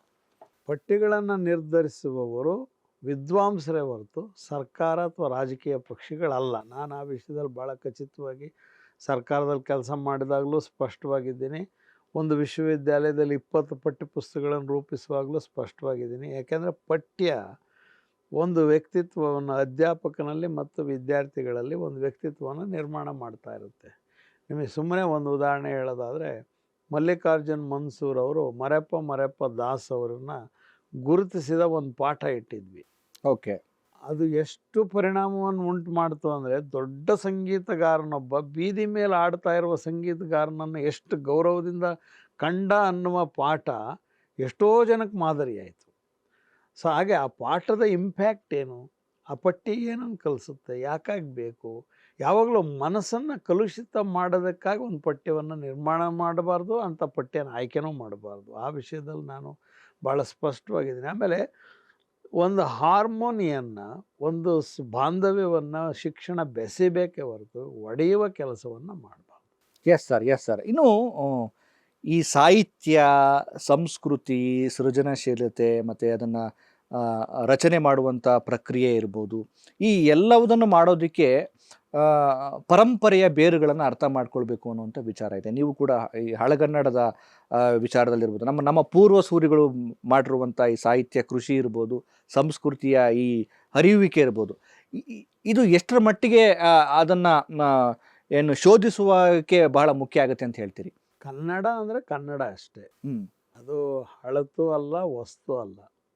ಪಂಪನ ಕಾಲದ ಕನ್ನಡದ ಪದಗಳನ್ನು ಇವತ್ತು ಅಸಂಖ್ಯಾತವಾದ ನಾವು ಬಳಸ್ತಾನೆ ಇದ್ದೀವಿ. ಅದರಿಂದ ಪಂಪನ ಕಾಲದ ಕನ್ನಡ ಹಳೆದಲ್ಲ. ಕರೆಕ್ಟ್. ನಾನು ಯಾಕೆ ಕೇಳಿದೆ ಅಂದರೆ, ಇವತ್ತಿನ ಏನು ಸೃಜನಶೀಲ ಲೇಖಕರಿಗಿರ್ಬೋದು, ಚಿಂತನಾಕಾರರಿಗಿರ್ಬೋದು, ಅಂದರೆ ಹಿನ್ನೆಲೆ ಅಂದರೆ ಹಿಮ್ಮುಖವಾಗಿ ಒಮ್ಮೆ ನೋಡ್ಕೊಂಡು ಬರೋದು ಬಹಳ ಮುಖ್ಯ ಅಂತ ಹೇಳಲಾಗ್ತದೆ. ಆ ಹಿನ್ನೆಲೆಯಲ್ಲಿ ನಿಮಗೆ ಕೇಳಿದ್ದು. ಖಂಡಿತ. ನಮಗೆ ಚಾರಿತ್ರಿಕ ವಾಸ್ತವವನ್ನು ತಿಳಿದೇ ಹೋದರೆ ವಾಸ್ತವವನ್ನು ಅರ್ಥ ಮಾಡ್ಕೊಳಕ್ಕಾಗಲ್ಲ. ಎರಡು ಭಾಳ ಮುಖ್ಯ. ಪುರಾಣ ವಾಸ್ತವ ಮತ್ತು ಚಾರಿತ್ರಿಕ ವಾಸ್ತವವನ್ನು ನಾವು ಸರಿಯಾಗಿ ತಿಳಿದಿರಬೇಕು. ನಮಗೆ ಚರಿತ್ರೆ ಯಾವುದು, ಪುರಾಣ ಯಾವುದು ಅನ್ನುವ ಕಡೆ ಪಕ್ಷ ಇದು ಹಾಲು, ಇದು ಹಾಲಲ್ಲ ಅನ್ನೋದನ್ನಾರು ವಿವೇಕ ಮಾಡ್ತೀವಲ್ಲ, ಹಂಗೆ ಇದು ಪುರಾಣ, ಇದು ಚರಿತ್ರೆ ಅಂತ. ಚರಿತ್ರೆಯನ್ನು ನೋಡುವ ಕ್ರಮನೇ ಬೇರೆ ಇರುತ್ತೆ, ಪುರಾಣ ನೋಡೋ ಕ್ರಮನೇ ಬೇರೆ ಇರುತ್ತೆ. ನಾವು ಅವೆರಡನ್ನು ಮಿಶ್ರ ಮಾಡ್ಕೊಂಡು ಗೊಂದಲಕ್ಕೀಡಾಗಿ ನಾವು ತಪ್ಪಿದ್ದೀವಿ, ಬೇರೆಯವ್ರನ್ನ ತಪ್ಪಿಸ್ತಾ ಇದ್ದೀವಿ. ಅದು ತಪ್ಪು. ಚರಿತ್ರೆನೇ ಬೇರೆ, ಪುರಾಣನೇ ಬೇರೆ. ಆದರೆ ಪುರಾಣಗಳನ್ನೇ ಚರಿತ್ರೆ ಅನ್ನೋ ರೀತಿಯಲ್ಲಿ ಬಿಂಬಿಸಲಾಗ್ತಾ ಇದೆ. ತಪ್ಪದು. ಆ ಕ್ಲಾರಿಟಿ ಇರಬೇಕು ನಮಗೆ. ಆಮೇಲೆ ಯಾರೋ ಹೇಳ್ತಾರೆ ಅಂತ ಕೇಳೋದಲ್ಲ, ನಮಗೊಂದು ವಿವೇಕ ಇರಬೇಕು. ನನಗೆ ಚರಿತ್ರೆಯ ಸಂಗತಿ ಏನು ಅಂತ ಗೊತ್ತಿರಬೇಕು. ನಾನು ಭಾರತದ ಸಾಂಸ್ಕೃತಿಕ ಚರಿತ್ರೆಯನ್ನು ಹೇಗೆ ಓದಿದ್ದೀನಿ, ನಾನು ಕರ್ನಾಟಕದ ಸಾಂಸ್ಕೃತಿಕ ಚರಿತ್ರೆಯನ್ನು ಹೇಗೆ ಓದಿದ್ದೀನಿ. ಯಾರೋ ಹೇಳ್ತಾರಪ್ಪ, ಸರಿನೋ ತಪ್ಪು ಅಂತ ನಾನು ವಿವೇಚಿಸ್ಬೇಕಲ್ಲ. ಕರೆಕ್ಟ್. ನೀವು ಹೇಳ್ತೀರಿ, ನೀವು ಹೇಳಿದ ತಕ್ಷಣವೇ ನಾನು ಅಂಧಾನುಕರಣೆಯಿಂದ ಅನುಸರಿಸೋದಲ್ಲ. ಅಲ್ಲ, ಈಗ ಈಗ ಸರ್ ನನಗೊಂದು ಕುತೂಹಲ. ಈಗ ಪಂಪನಿಂದ ಇರ್ಬೋದು, ರನ್ನ, ಜನ್ನ, ರಾಘವಾಂಕ ಇವರೆಲ್ಲ ಏನು ಹೇಳಿದ್ದಾರೆ ಅಂತ, ಅವರ ಆಶಯಗಳು ಏನಾಗಿತ್ತು ಅಂತ. ಯಾಕಂದ್ರೆ ಅವರು ಪ್ರಭುತ್ವದ ಒಳಗಡೆ ಇದ್ರು ಕೂಡ, ಅವರು ರಾಜರ ಆಸ್ಥಾನದಲ್ಲಿದ್ರು ಕೂಡ ಅವ್ರಿಗೂ ಒಂದು ಪ್ರಭುತ್ವದ ಒಂದು ಅಡೆತಡೆ ಇದ್ದೇ ಇತ್ತು. ಅದ್ರೊಳಗಡೆ ಇದ್ದು ಕೂಡ ಅವ್ರು ಮೀರುವಂಥ ಪ್ರಯತ್ನವನ್ನ ಮಾಡಿದ್ರು. ಆ ನೆಲೆಯಲ್ಲಿ ಏನು ಹೇಳಿದ್ರು? ಅಯ್ಯೋ, ಭಾಳ ಅದ್ಭುತ. ಪಂಪನಂತ ಕವಿ ಇನ್ನೊಂದು ಭಾಷೆಯಲ್ಲಿ ಸಿಕ್ಕಲ್ಲ. ಪಂಪನೇ ನಮ್ಮ ಸಂಪತ್ತು. ಪೆರರೀವುದೇಂ ಪೆರರಿಂದಪ್ಪೋದೇಂ ಪೆರರ್ ಮಾಡ್ಬೋದೇಂ ಅಂತ 3 ಮಾತು ಹೇಳ್ತಾನೆ ಅವನು. ಬೇರೆಯವ್ರು ಏನು ತಾನೇ ಕೊಡ್ತಾರೆ, ಏನು ಕೊಟ್ಟಾಗಬೇಕು, ಬೇರೆಯವರಿಂದ ನನಗೇನಾಗಬೇಕಾಗಿದೆ. ತುಂಬ ಸ್ವಾಭಿಮಾನಿ. ಅಭಿಮಾನ ಧನ ಅನ್ನುವಂತಹ, ಅಭಿಮಾನ ಅನ್ನೋದು ತುಂಬ ಪ್ರಾಚೀನವಾದ ಪದ ಕನ್ನಡದಲ್ಲಿ. ಕವಿರಾಜ ಮಾರ್ಗದಲ್ಲಿ ಶುರುವಾಗತ್ತದು. ಹಾಗೆ ಅಭಿಮಾನ ಧನ ಅಂತ ದುರ್ಯೋಧನನನ್ನು ಮಹಾನುಭಾವನನ್ನಾಗಿ ಸೃಷ್ಟಿ ಮಾಡಿದವನು ಪಂಪ. ಓಕೆ. ಇಡೀ ಮಹಾಭಾರತದ ಸುಕ್ತಂಕರ್ ಅವರು ಎಡಿಟ್ ಮಾಡಿರುವ ಮಹಾಭಾರತದಲ್ಲಿ ಪಂಪ ಭಾರತನ ತೆಗೆದಿಡ್ತಾರೆ. ಯಾಕೆ ಅಂದರೆ ಇದು ಭಾಳ ಸೃಜನಾತ್ಮಕವಾದ್ದು, ಮೂಲ ಮಹಾಭಾರತಕ್ಕಿಂತ ಭಾಳ ಮುಂದೆ ಹೋಗಿದೆ ಅಂತ. ಅದು ನಮ್ಮ ಹೆಗ್ಗಳಿಕೆ. ಅವನು ಬರೆದ 2 ಮಹಾಕಾವ್ಯಗಳು, ಆದಿಪುರಾಣ ಆಗಲಿ ಅಥವಾ ವಿಕ್ರಮಾರ್ಜುನ ವಿಜಯ ಆಗಲಿ, ಯಾವುದೇ ಭಾಷೆಯಲ್ಲಿ ಅಂತಹ 2 ಕೃತಿಗಳಿಲ್ಲ. ಕನ್ನಡದ ಪ್ರಾಚೀನ ಕನ್ನಡ ಸಾಹಿತ್ಯ ಅಂದರೆ ಒಬ್ಬ ದುರ್ಯೋಧನನ ಮೂಲಕ ಪಂಪ ಭಾರತದಲ್ಲಿ, ಗದಾಯುದ್ಧದಲ್ಲಿ, ಹಾಗೇನೆ ಒಬ್ಬ ಭರತ ಮತ್ತು ಬಾಹುಬಲಿ, ಯುದ್ಧವೇ ಆಗದ ಹಾಗೆ ಒಂದು ಮಹಾಕಾವ್ಯವನ್ನು ನಿರ್ಮಾಣ ಮಾಡಿದ್ದು ಪಂಪನ ಯಶಸ್ಸು. ಓಕೆ. ಈಗ ಎಲ್ಲರಿಗೂ ನಮಗೆ ನಿಮಗೆ ಇಬ್ಬರಿಗೆಲ್ಲನಪ್ಪ ಯುದ್ಧ, ನಾವಿಬ್ಬರೇ ಆಡೋಣ, ಬೇರೆಯವರೆಲ್ಲ ಸೈನಿಕರು ಅದಕ್ಕಾಗಿ ಜೀವ ತೆರಬಾರ್ದು ಅಂತ ಹೇಳೋದು ಇದೆಯಲ್ಲ, ಅದೇ ವಿಜಯಲಕ್ಷ್ಮಿ ಅಹಿಂಸೆಯ ಬಹಳ ದೊಡ್ಡ ಪ್ರತಿಪಾದನೆ ಅದು. ಆಮೇಲೆ ನನಗೆ ನಿನಗೆ ಸಂಬಂಧಪಟ್ಟಿದ್ದು ನಾವಿಬ್ಬರೇ ಯುದ್ಧ ಮಾಡೋಣ, ಕರೆಕ್ಟ್, ನಮಗಾಗಿ ಬೇರೆಯವ್ರು ಯುದ್ಧ ಮಾಡಬಾರದು ಅಂತ ಅಲ್ಲಿ ಹೇಳಿದರೆ, ಬಹಳ ಸಾಮಾನ್ಯ ಒಬ್ಬ ರಾಜನಿಗಾಗಿ ಸೈನಿಕರು ಹೆಂಗೆ, ಆ ಸೈನಿಕನ ತಾಯಿ ಹುಡುಕೊಂಬರ್ತಾಳೆ, ಮಕ್ಕಳು ಹುಡುಕೊಂಬರ್ತವೆ, ಹೆಂಡತಿ ಹುಡುಕೊಂಬರ್ತವೆ, ಸತ್ತು ಬಿದ್ದಿರುವ ಸೈನಿಕರನ್ನು ಹುಡುಕೊಂಬರುವ ಅಂತಹದ್ದು ಒಂದು ಮಹಾಕಾವ್ಯನ ಸೃಷ್ಟಿ ಮಾಡ್ತಾನೆ. ಸೊ ನಾವು ಚೆನ್ನಾಗಿ ಪಂಪನನ್ನು, ರನ್ನನನ್ನು, ದುರ್ಯೋಧನನ ಅಥವಾ ಕನ್ನಡ ನಾಡು ಕಟ್ಟಿಕೊಂಡಿರುವಂಥ ದುರ್ಯೋಧನನನ್ನು ಅಥವಾ ಕುಮಾರವ್ಯಾಸನನ್ನು ನಾವು ಓದಿದ್ರೆ ಅದಕ್ಕಿಂತ ದೊಡ್ಡ ಬಲ ಯಾವುದೂ ಇಲ್ಲ. ಅದೇ ಬಲ. ಕರೆಕ್ಟ್. ಇನ್ನು ನಮ್ಮ ಭಾಷೆ, ಕನ್ನಡದ ಭಾಷೆ, ನಮ್ಮ ಸಂಸ್ಕೃತಿ, ಭಾಷೆಯ ಸೊಗಡು ಏನಾಗಿದೆ ಅಂದರೆ ಕನ್ನಡಿಗರಿಗೆ ಏನು ಕನ್ನಡದ ಭಾಷೆಯ ಹಿನ್ನೆಲೆ, ನಮ್ಮ ಭಾಷೆಯ ಸತ್ವ ಎಂಥದ್ದು, ನಮ್ಮ ಸಂಸ್ಕೃತಿಯ ಮಹತ್ವ ಎಂಥದ್ದು ಅನ್ನೋದು ಅರಿವೇ ಇಲ್ಲ. ಈಗ ನೀವು ಮೇಷ್ಟ್ರಾಗಿ, ಸಂಸ್ಕೃತಿ ಚಿಂತಕರಾಗಿ ನಮ್ಮ ಭಾಷೆಯ ವಿಸ್ತಾರತೆಯ ಬಗ್ಗೆ ಹೇಳಿ. ಭಾಳ ವೈವಿಧ್ಯಮಯವಾದ್ದು ಕನ್ನಡ ಎಷ್ಟು ಸಮೃದ್ಧವಾದ ಭಾಷೆ ಅಂದರೆ, ನಿಮಗೆ ನಾವಿನ್ನೂ ಸಂಪೂರ್ಣವಾಗಿ ಕನ್ನಡದ ಡಿಕ್ಷನರಿನ ಮಾಡ್ಕೊಳಕ್ಕಾಗಿಲ್ಲ. ಓಕೆ. ಇಷ್ಟಾಗಿಯೂ ಕೂಡ ಡಿಕ್ಷನರಿಯ ವ್ಯಾಪ್ತಿಗೆ ಬರದೇ ಇರುವ ಇನ್ನೂ ಅನೇಕ ಪದಗಳು ಕನ್ನಡದಲ್ಲಿವೆ. ಆದರೆ ಎಷ್ಟು ಆಗಿವೆ ಅಂದರೆ, ಕನ್ನಡದಲ್ಲಿ ರತ್ನಕೋಶ ಅಂತ ಒಂದು ಚಿಕ್ಕ ಪುಸ್ತಕ ಇದೆ, ಕನ್ನಡ ನಿಘಂಟು ಅಂತ ಸಾಹಿತ್ಯ ಪರಿಷತ್ತಿನ ಒಂದು ನಿಘಂಟು ಇದೆ, ಕನ್ನಡ ಸಮಗ್ರ ನಿಘಂಟು ಅಂತಿದೆ. ಇದೆಲ್ಲದಕ್ಕೂ ಮೂಲ ಎಫ್ ಕಿಟೆಲ್ ಅವರ ಕನ್ನಡ ಇಂಗ್ಲೀಷ್ ಡಿಕ್ಷನರಿ. ಅದು ಭಾಳ ವೈಜ್ಞಾನಿಕವಾದ ಡಿಕ್ಷನರಿ. ಅದು ಕಿಟೆಲ್ ಎಂದು ಅವರು ಕನ್ನಡದ ಕೆಲಸಕ್ಕೆ ಮೊದಲು ಡಾಕ್ಟ್ರೇಟ್ ಪಡೆದವರು, ಪ್ರಾತಸ್ಮರಣೀಯರು. ಜರ್ಮನಿಯಲ್ಲಿ ಅವರು ಡೊಮಿಂಗೋ ವಿಶ್ವವಿದ್ಯಾಲಯದಲ್ಲಿ ಫಸ್ಟು ಅವರಿಗೆ ಅವಾರ್ಡ್ ಬರುತ್ತೆ. ಸೊ ಕನ್ನಡ, ನೀವು ಕನ್ನಡ ಅಂದರೆ ಏನು ಅಂತ ತಿಳ್ಕೊಳಕ್ಕೆ ಶುರು ಮಾಡಿ ಆಗ ಅದರ ಅಗಾಧತೆ ಏನು ಅಂತ ಗೊತ್ತಾಗುತ್ತೆ. ಅದು ಕಂಪ್ಯೂಟರ್ನಲ್ಲಿರ್ಬೋದು. ಈಗ ನಾನು ಸುಮ್ಮನೆ ನಿಮಗೆ ಹೇಳ್ತೀನಿ, ATM ಇದೆ, ATMಲ್ಲಿ ಕನ್ನಡ ಆಪ್ಷನ್ ಒತ್ತಿದ್ರು ದುಡ್ಡು ಬರುತ್ತೆ, ಆದರೆ ನೀವು ಒತ್ತಲ್ಲ. ಕರೆಕ್ಟ್. ಈಗ ಪ್ರೋಗ್ರಾಮನ್ನೇ ತೆಗೆದಾಕ್ತಾ ಇದ್ದಾರೆ, ಕನ್ನಡನ ಬಳಸ್ತಾ ಇಲ್ಲ, ಇದು ಯಾಕೆ ಇಡಬೇಕು ಅಂತ. ATM ಫಸ್ಟ್ ಕನ್ನಡದಲ್ಲಿ ಬಳಕೆ ಆಗಿದ್ದು ATMಲ್ಲಿ ಕನ್ನಡ ಭಾಷೆ. ಯಾಕೆಂದರೆ ಕನ್ನಡದ ಸಾಫ್ಟ್ವೇರ್ ಇಂಜಿನಿಯರ್ಸ್ಗಳೇ ಅದನ್ನು ಡೆವಲಪ್ ಮಾಡಿದರು, ಇಂಗ್ಲೀಷ್ ಜೊತೆ ಕನ್ನಡ ಇರೋದು. ಈಗ ನೀವು ಬಳಸದೆ ಹೋದರೆ ಅದು ಬಿದ್ದೋಗುತ್ತೆ. ಅದಕ್ಕೆ ನಾನು ಹಣ ತೊಗೊಳಕ್ಕೆ ಹೋದರೆ ಕನ್ನಡದಲ್ಲೇ ಓದ್ತೀನಿ, ಕನ್ನಡದಲ್ಲಿ ದುಡ್ಡು ಕೊಡುತ್ತೆ. ಕರೆಕ್ಟ್. ಅಂದರೆ ನಾವು ಮೊದಲು ಬಳಸುವಿಕೆಯಲ್ಲಿ ಕನ್ನಡವನ್ನು ಜಾರಿಗೊಳಿಸಬೇಕು ಅನ್ನುವಂಥದ್ದು. ಅಂದರೆ ಆಮೇಲೆ ಇನ್ನೊಂದು, ಕನ್ನಡ ಒಂದು ರೀತಿ ಅನ್ನದ ಭಾಷೆ ಆಗಬೇಕು ಅನ್ನೋ ವಿಚಾರ ನಡೀತಾನೆ ಇದೆ. ಖಂಡಿತ. ಆಮೇಲೆ ಆಮೇಲೆ ಜಾಗತಿಕವಾಗಿ ಕನ್ನಡವನ್ನ ನಾವು ಆ ಗಮಲನ್ನ ಪಸರಿಸ್ಬೇಕಲ್ಲ, ಆ ನಿಟ್ಟಿನಲ್ಲೂ ಕೂಡ ಕೆಲಸಗಳಾಗಬೇಕಾಗಿದೆ ಅಂತ ಅನ್ಸುತ್ತೆ. ತುಂಬ ಇದೆ ನೋಡಿ. ವೆಸ್ಟರ್ನ್ಸು ಕಾಲಕ್ಕೆ ಬಂದು ಅಭೂತಪೂರ್ವವಾದ ಕೆಲಸವನ್ನು ಮಾಡಿದ್ದಾರೆ. ನನಗೆ ಗೊತ್ತಿರೋ ಹಾಗೆ ಸುಮಾರು 800ಕ್ಕೂ ಹೆಚ್ಚು ಜನ ವೆಸ್ಟರ್ನ್ ಸ್ಕಾಲರ್ಸ್ ಬಂದು ಕನ್ನಡದಲ್ಲಿ ಕೆಲಸ ಮಾಡಿದ್ದಾರೆ ಕಾಲಕ್ಕೆ. ಅದು ಫೋರ್ಡ್ ಫೌಂಡೇಶನ್ನಿಂದ ಬರ್ತಾರೆ, ಅಥವಾ ಕಲ್ಚರಲ್ ಎಕ್ಸ್ಚೇಂಜ್ ಪ್ರೋಗ್ರಾಮಿಂದ ಬರ್ತಾರೆ. ಸುಮ್ಮನೆ ನಿಮಗೆ ಒಂದು ಮಾಹಿತಿ ಹೇಳ್ತೀನಿ. ಎರಿಂಜರ್ ಅನ್ನುವಂತಹ ಒಬ್ಬ ಸ್ಕಾಲರು, ಅವನು ಶೈವ ಕಲ್ಟ್ ಮೇಲೆ ಸಂಶೋಧನೆ ಮಾಡೋಕ್ಕೆ ಬರ್ತಾನೆ. ಬಂದಾಗ ಅವನಿಗೆ ಸ್ಕಾಲರ್ಶಿಪ್ ಸಾಕಾಗಲ್ಲ. ಅವನಿಗೆ ಗೊತ್ತಾಗುತ್ತೆ, ಮುಖ್ಯವಾಗಿ ಲಕುಲೀಶ ಮತ್ತು ಕಾಳಾಮುಖಿಗಳ ಬಗ್ಗೆ ಅಧ್ಯಯನ ಮಾಡೋಕ್ಕೆ ಬರ್ತಾನೆ. ಕಣ್ಮರೆಯಾದ 2 ಶೈವ ಪರಂಪರೆಗಳು ಅಂತ ಒಂದು ಆಮೇಲೆ ಪುಸ್ತಕ. ಅವನು ದುಡ್ಡು ಸಾಕಾಗಲ್ಲ, ವಾಪಸ್ ಹೋಗ್ತಾನೆ. ಅವನಿಗೆ ಫಂಡಿಂಗ್ ಯಾವುದನ್ನು ಏಜೆನ್ಸಿ ಮಾಡ್ತಾಯಿತ್ತು ಅದು ನಿಲ್ಲಿಸ್ಬಿಡುತ್ತೆ. ಆದರೆ ಅವನಿಗಿದ್ದ ಕನ್ನಡ ವ್ಯಾಮೋಹ ಎಂಥದ್ದು ಅಂದರೆ, ಹೋಗಿ ಸುಮಾರು 4-6 ವರ್ಷ ಕೆಲಸ ಮಾಡಿ ಆ ಗಳಿಕೆಯಲ್ಲಿ ಹಣವನ್ನು ಇಟ್ಕೊಂಡು ವಾಪಸ್ ಬಂದು ಕಣ್ಮರೆಯಾದ 2 ಶೈವ ಪರಂಪರೆಯ ಸಂಶೋಧನೆಯನ್ನು ಮಾಡ್ತಾನೆ.